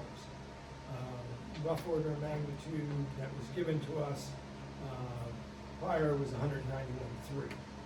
So the bidding process itself is produced in expected expenditures on the right-hand column. The bid that came in that you have, that she's recommending, is $110,728. The LA's expenses predicted was $17,500. Alternate 1 and alternate 2, which one is benches and the other is, I'm looking.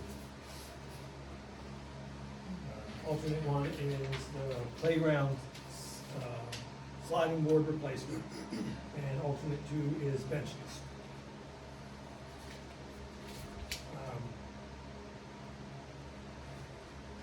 That, taking them all, gets you down to $157,228. The current bids process at that, before we deal with gazebo on time and materials, is $40,000 left out of that 197.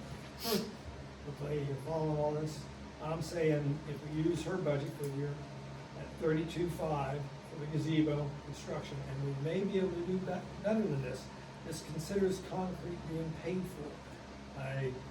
Now that I have this information, I'll reach back out to the possible donor of the concrete. So that may be significantly reduced.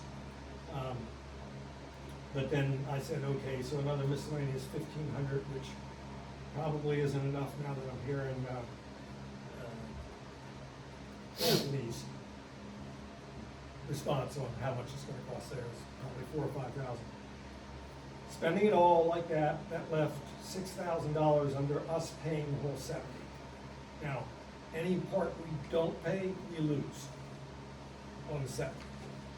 So whatever we get for half price, basically.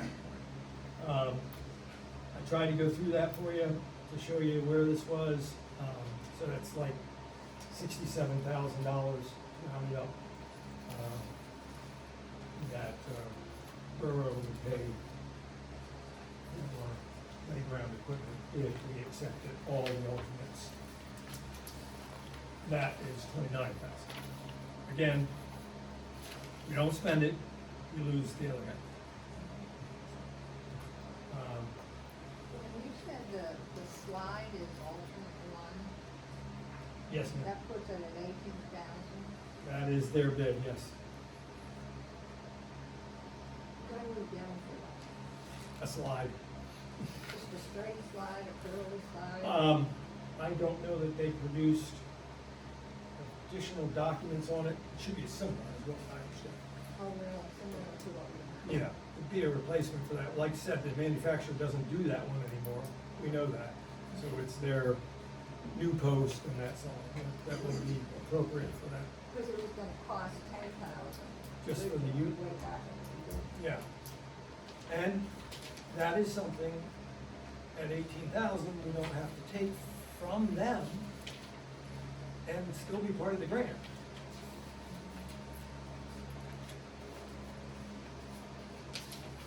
You just use that money for grant money. Say it again? Use the grant money and we have it put on. Is that what you're saying? Yeah, it'd still be, I mean, no matter who we use, the grant money would still be there.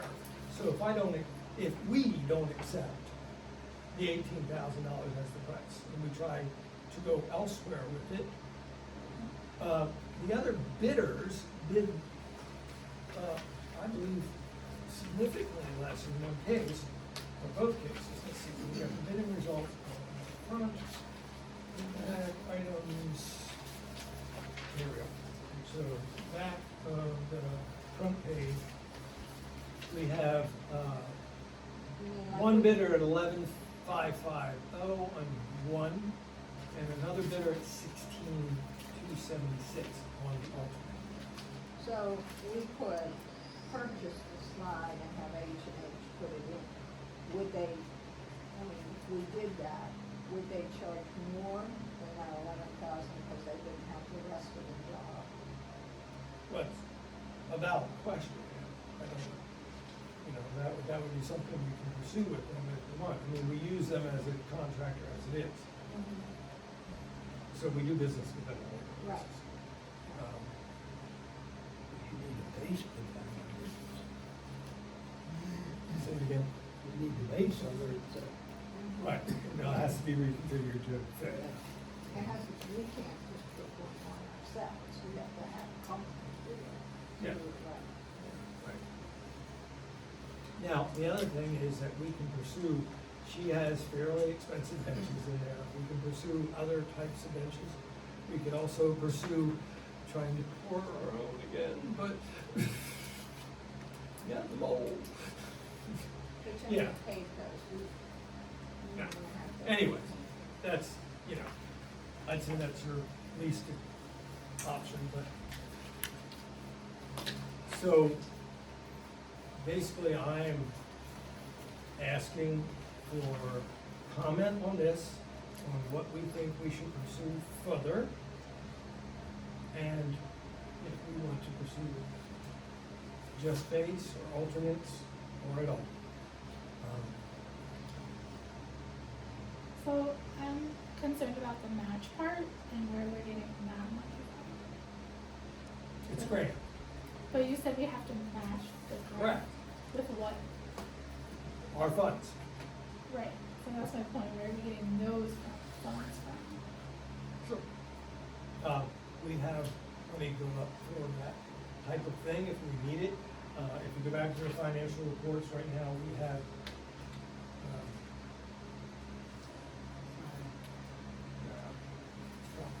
what do we have in there?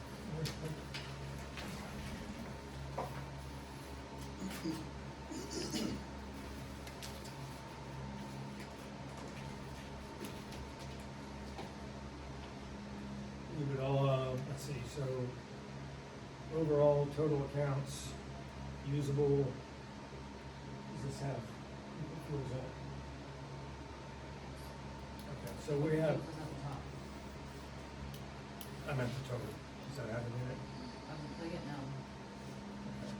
So in Pliget, our main accounts, it was $809,000. Now, how much you spend it is, up to us. This is more money than we've had in that account. I think we have mainly been coming under budget lately. Even though we predicted a deficit this year, I don't know that we'll produce that. We have already spent some money on the playground, most of which is stuff that we don't have to manage. The design stuff. That's part of that.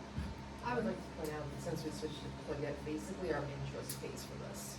From the, if you look down here, the Okay. interest we've got, just since we switched to using Pliget, Yeah. is basically actually more than enough to pay for our match. Well, then can't you use one grant money as the match for the other grants? We can, but then that, we don't have the same budget for that, so. We would be taking 27, the one that, 27, we'd be taking that away from the total. You understand what I'm saying? Yeah, because Ann kept talking about that. Yeah, and I mean, it's very valid that we can do that. And I believe that if you look at the figures that I've given you, on the back, kind of explore that possibility to a degree. I was dealing with the whole figures first, where the bid came in at 110, we would have to, at some point, I think I did this, but I didn't put it down here, I apologize. So you're at 110 before any, I'm sorry, we're at 127, all right? So, I have 27 I don't have to match, I have 30 that I don't match, so 57 of that I don't have to match. So I'd still be coming up,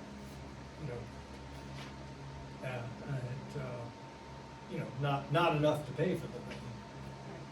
And then we would not have all the facilities either. Now, I don't necessarily think that we have to spend the kind of money on the benches either, and I think we can do that for less. But I can tell you, benches are somewhere between $3,000 and $4,000 just a bench. And let's see the catalogs. And that's why the gazebo is so important, because What I was- benches cost a lot of money, but Yeah, just what I was, covering.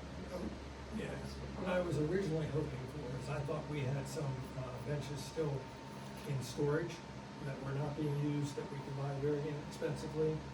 I don't believe those are available. I believe they got thrown out. So that's one of the reasons why I made that an alternate, and I knew they're expensive. There are all kinds of ways to put seating facilities in, including wood, is that something that we don't get at half price? Maybe. Well, I wanted to open up for the discussion, how we feel, how do we feel? With that kind of money for us as a borough to pay for something, I truly think we should get an accurate census of the residents to see if this is even something they want, if we're gonna be using their taxpayer money on it. I don't want the borough council just to vote for something that they want and the residents may not. Actually, we did a survey at the beginning of this whole process. And a lot of them were negative. I was gonna say, this has been an ongoing process, and we haven't really heard a whole lot of anybody's. Well, the surveys that she's talking about were all negative, is in that meeting. Weren't she- all No, negative. they weren't negative. There were at least one that was negative, but the others were much more positive. And when I spoke with the parent, you can talk to the people at National. It's a lot of Night Out. money for a playground for a And borough. I did. 2 years in a row, I talked with the parents at National Night Out about what was it important that we have a playground would it be nice to have a nicer playground? And everyone I talked to thought it was very important to have a playground, and one that is nice. Now, we know the slide that we have has to come off because it's broken several times. So whether we do this or not, we have to do something about the slide. And we're utilizing it with these bids. We're actually using a lot of the old equipment because Andrea said that she checked it out, it's sturdy and in good shape, so we're utilizing that. So I think this is a great value for our community. And if we put the benches in, it's be a place, a gathering place even for people like me, senior citizens, willing to come up and just sit on the playground and be there. Why I wanted to make sure we had seating and shade is because a lot of times parents come and sit in the car and let their kids go run on the playground. Well, it's nice that the kids are on the playground, but wouldn't it be better if they could be together and at least present to each other rather than sitting in the car and letting the kid run on the playground? So it's just so much benefit to the community. And you know what, Jason?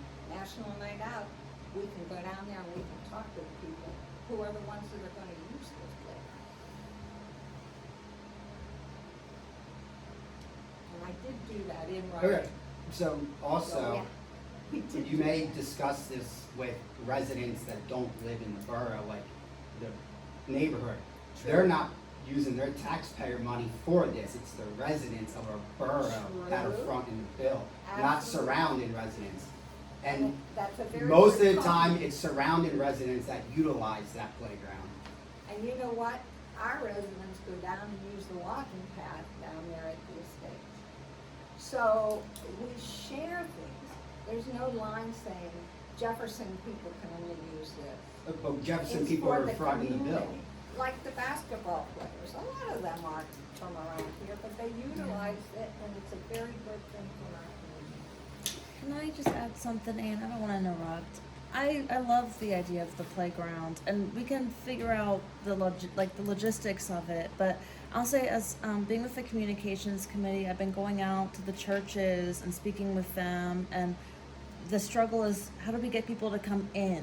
How do we invite people in? And a playground is a really great way to like get young families to wanna even move here, and I love it. I mean, But we have a yes. Yeah, it's just improvements, maintenance, upkeep. I mean, you would be shocked. There's a playground that they have in in Frederick County. I had to say this is my point of reference, but they did crowdfunding for it. It was over $1 million for that playground. I mean, it's just, I mean, it looks incredible, but I think that everyone's doing the best they can, and we just have to figure out a way to. Yeah, maybe we spend less, but maybe it should be a special meeting discussing the playground. And just have that be the only topic. I'm just, before you moved here, or before you showed up to meetings, there was a survey done, and the I survey remember did it. state that there was negative comments regarding. One in particular. So I'll just say I that. sat at that meeting and the answer was, well, there's a lot of negative, but we received it from the National Night Out, and there's a lot of residents that go to the National Night Out that don't live in the borough. That was the And that's reality true. of I it. So said the that. reality was Yeah. the survey was sort of invalid in that sense because it wasn't sent out specifically to Jefferson Borough residents that live in this area. And Actually, none of the it was sent out with the sewer bill. And none of the residents, that's why the renters never got the survey, because it went to the property owner, not the renters. So all of those people that are living in all these places have children, they didn't have a chance to respond.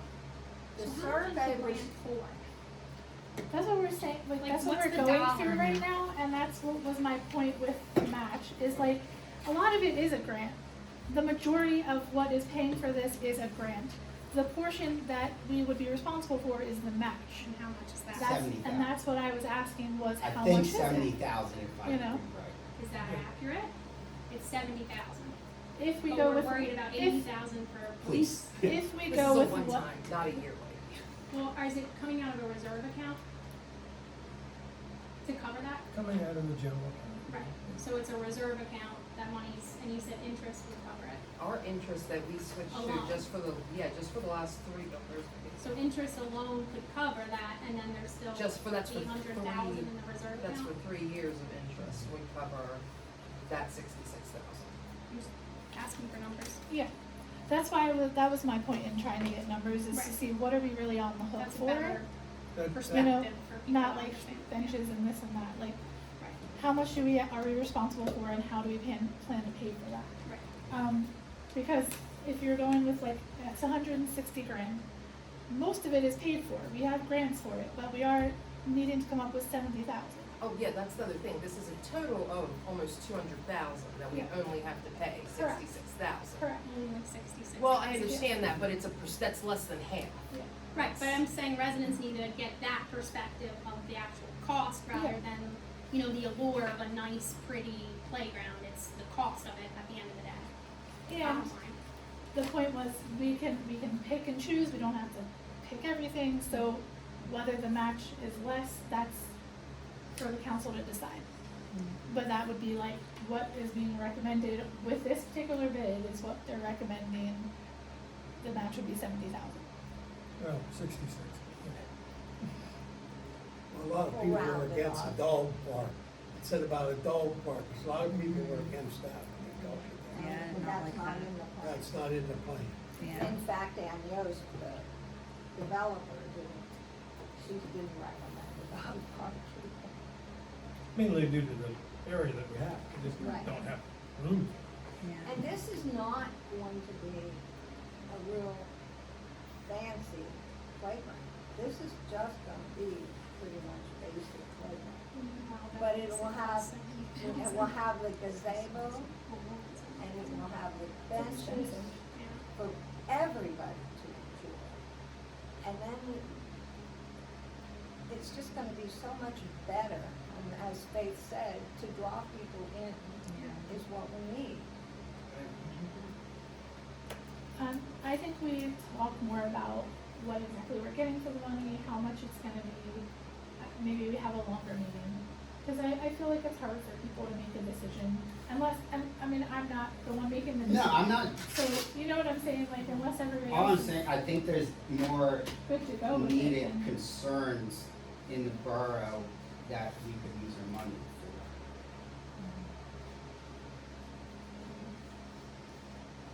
We've been talking about We have, for a long years. time. Trust me, I don't wanna see the years. grant money go to waste. We got Yes, the that's what's gonna grant happen, money. is the grant money's gonna expire. And then Grant money expires, 27 expires. Yeah, in but a December. lot of this was discussed when no one in the borough knew what was going on for years. Or they chose not to know what was going on. I think you use some of that, shell, Marcellus Shale runs you out gotta in use that, or that has to go back to It goes back in December, we have to use it. And this attaches to our, parking lot. And we have the grant for the parking lot. So we can't do the parking lot until we complete the playground. Because we can't run equipment over a new parking lot, that would be really dumb.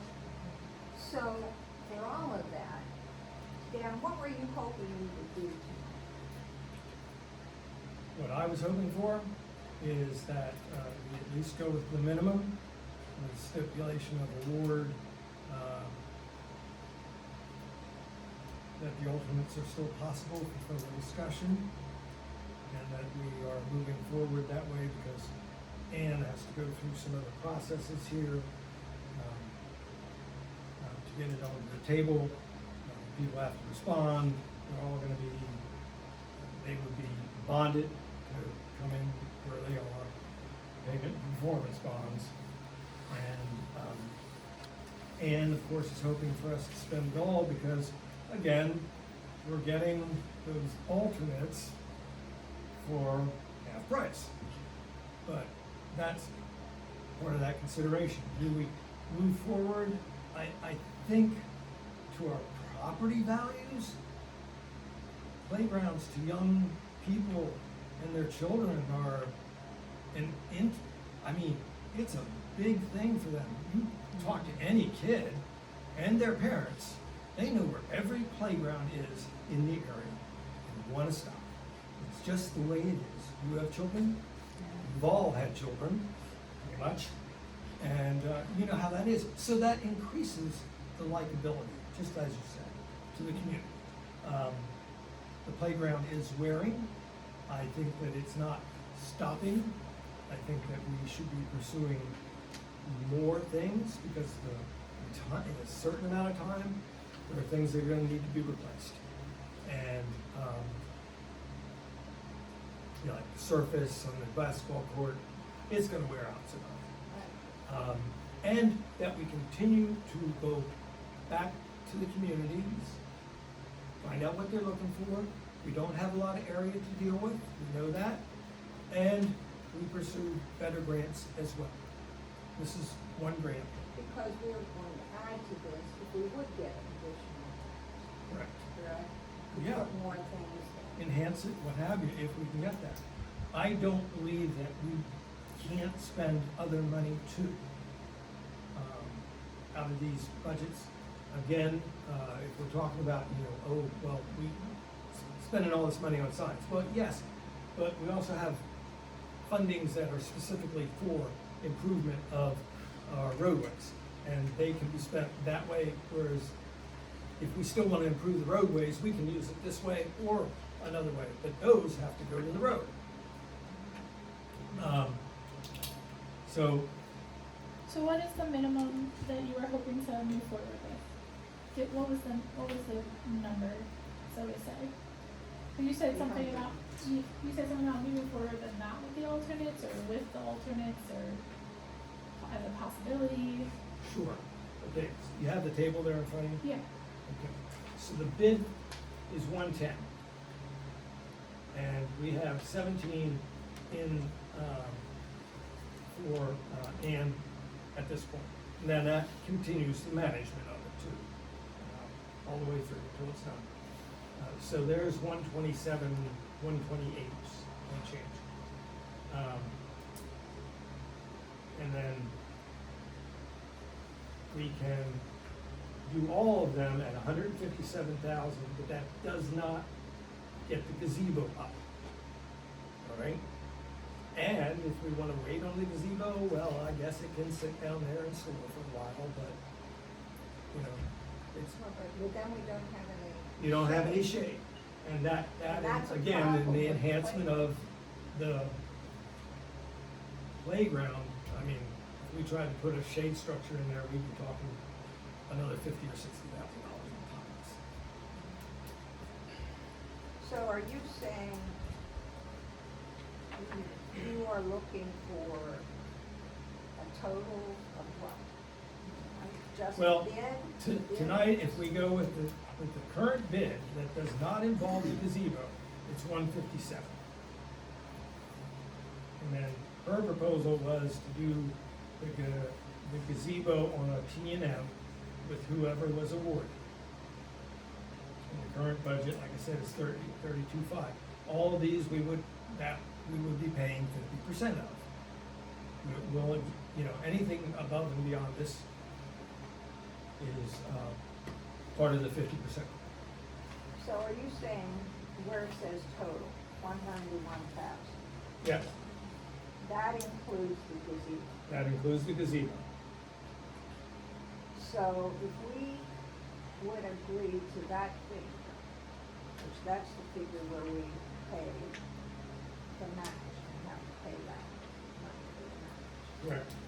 The match is down there at 67. Even though we agree to pay that, we probably won't have all of that, because you're gonna find cheaper ways to do those things, the alternates and stuff like that. Is that We can what look you're into saying? additional ways to do that, right. So what we would do is, at this point, is authorize them to go forward with the base bid and that we will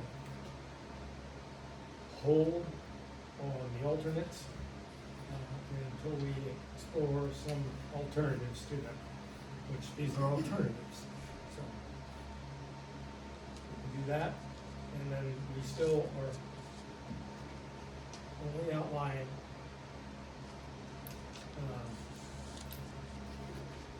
well, 29 less than the 157 immediately.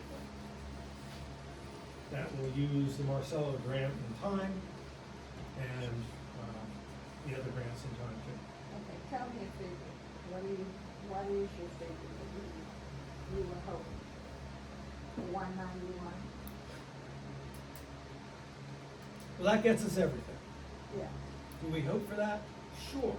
Do we have to spend it if we vote for that figure tonight? No, No.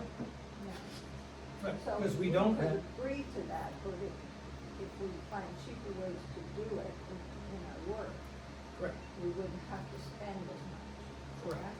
that is correct. But if we can't find cheaper ways to do it, the 191,000 Mhm.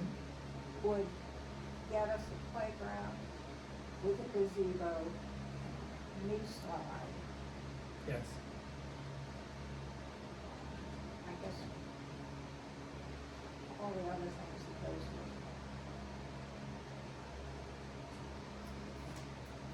it. and we are on a timetable. Yes, because we're gonna run out of grant money and we're also going to, I'm out of time. run out of time weather-wise. Until the following season, and then again, we have to have it ourselves spent. I like Glenn's idea that we look at the interest that we have run, because we can wise students sometimes. That would pay the extra money that we need to go on the grant. So, I'm going to make a motion that we agree to pay $191,208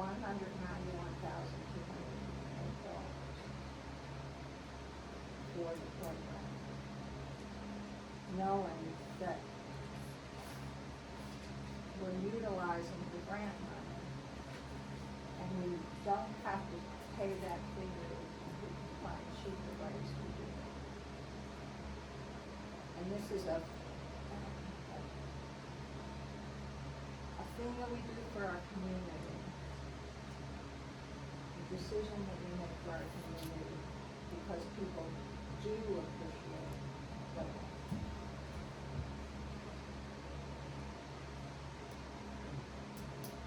that's my motion. You made a motion, all right. I'd like to amend it slightly. That, yes, we would authorize up to 191, but for this evening to proceed forward only with 157, with the stipulation that they hold the two alternates pricing for change order event if we choose to do so. Means that we don't let them do the alternate until we have further research on how much less or more we could just Cheaper spend. ways to do it. Right, but we still have that in there.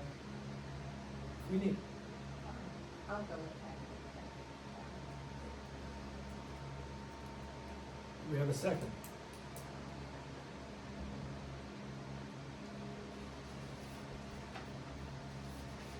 I'll second it. We have a second. Anyone need further clarification on how I was hoping to spend this, I guess, or we want to go forward? Questions, comments? I mean, it's getting late, so I don't wanna get into it now, but I would prefer a sit-down with you and go over this in more detail before I vote. Okay. Because I didn't really have time to go over it And it's a lot of money to make a vote on currently. Okay. Well, we have a motion, we have a second. You wanna take a vote? We're taking a vote.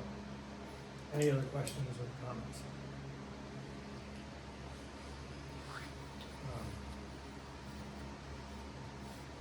All right, all those in favor of the motion? Aye. Aye. All those opposed? No. That's four. I'll inform Ann to, And I would like to also request the surveys that were done a few years back, so I can see what the surveys said. We turned that in, to CSA. I am not certain that I can find those. Well, I need those, because the borough's supposed to hold on to them. No, Yes. once they're tabulated and presented to the one who asked for it, which was the CSA, the two people. But they work for us. But I don't have to retain it.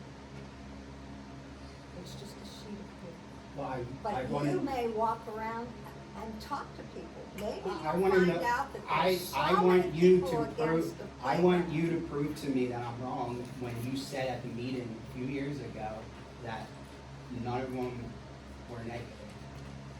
That's what you're saying. What did I say? None of them were? Right No, now, you're no. saying that. You're I saying s- one.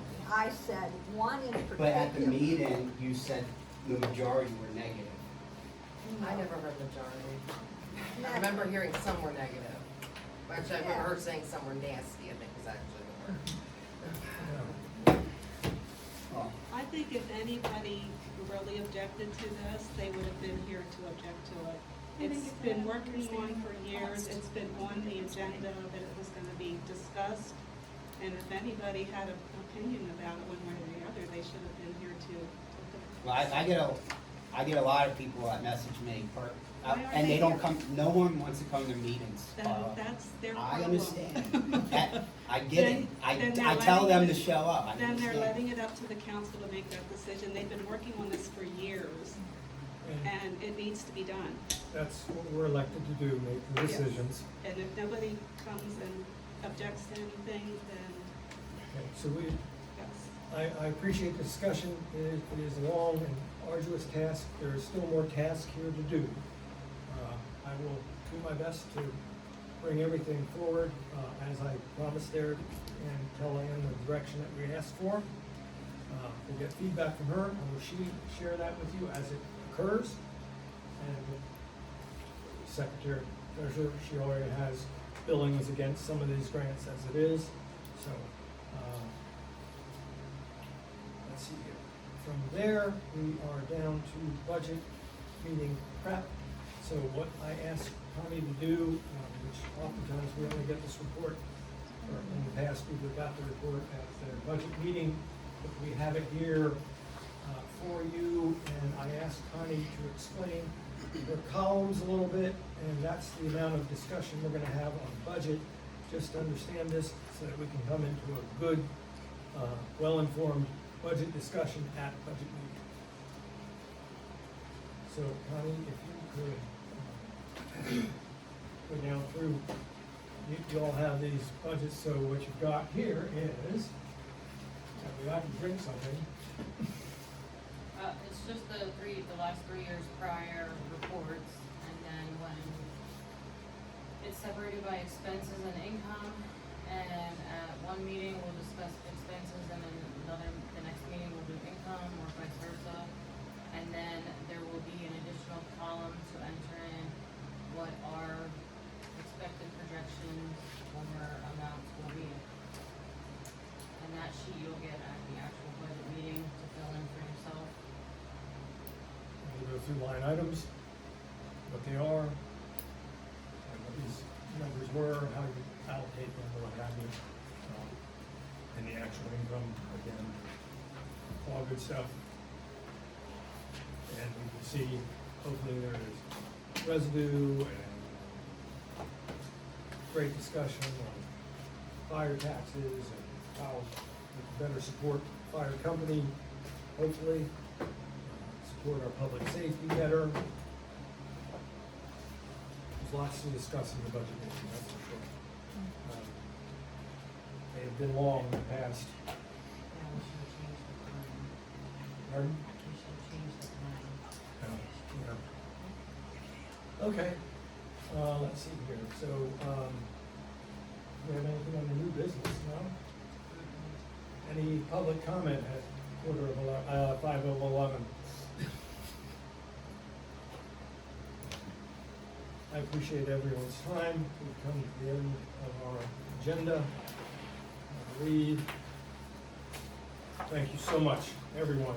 It's been a lot of information tonight. Discuss on information flow for budget as well. That is 7 o'clock, August 17th, so 2 weeks. Gavel.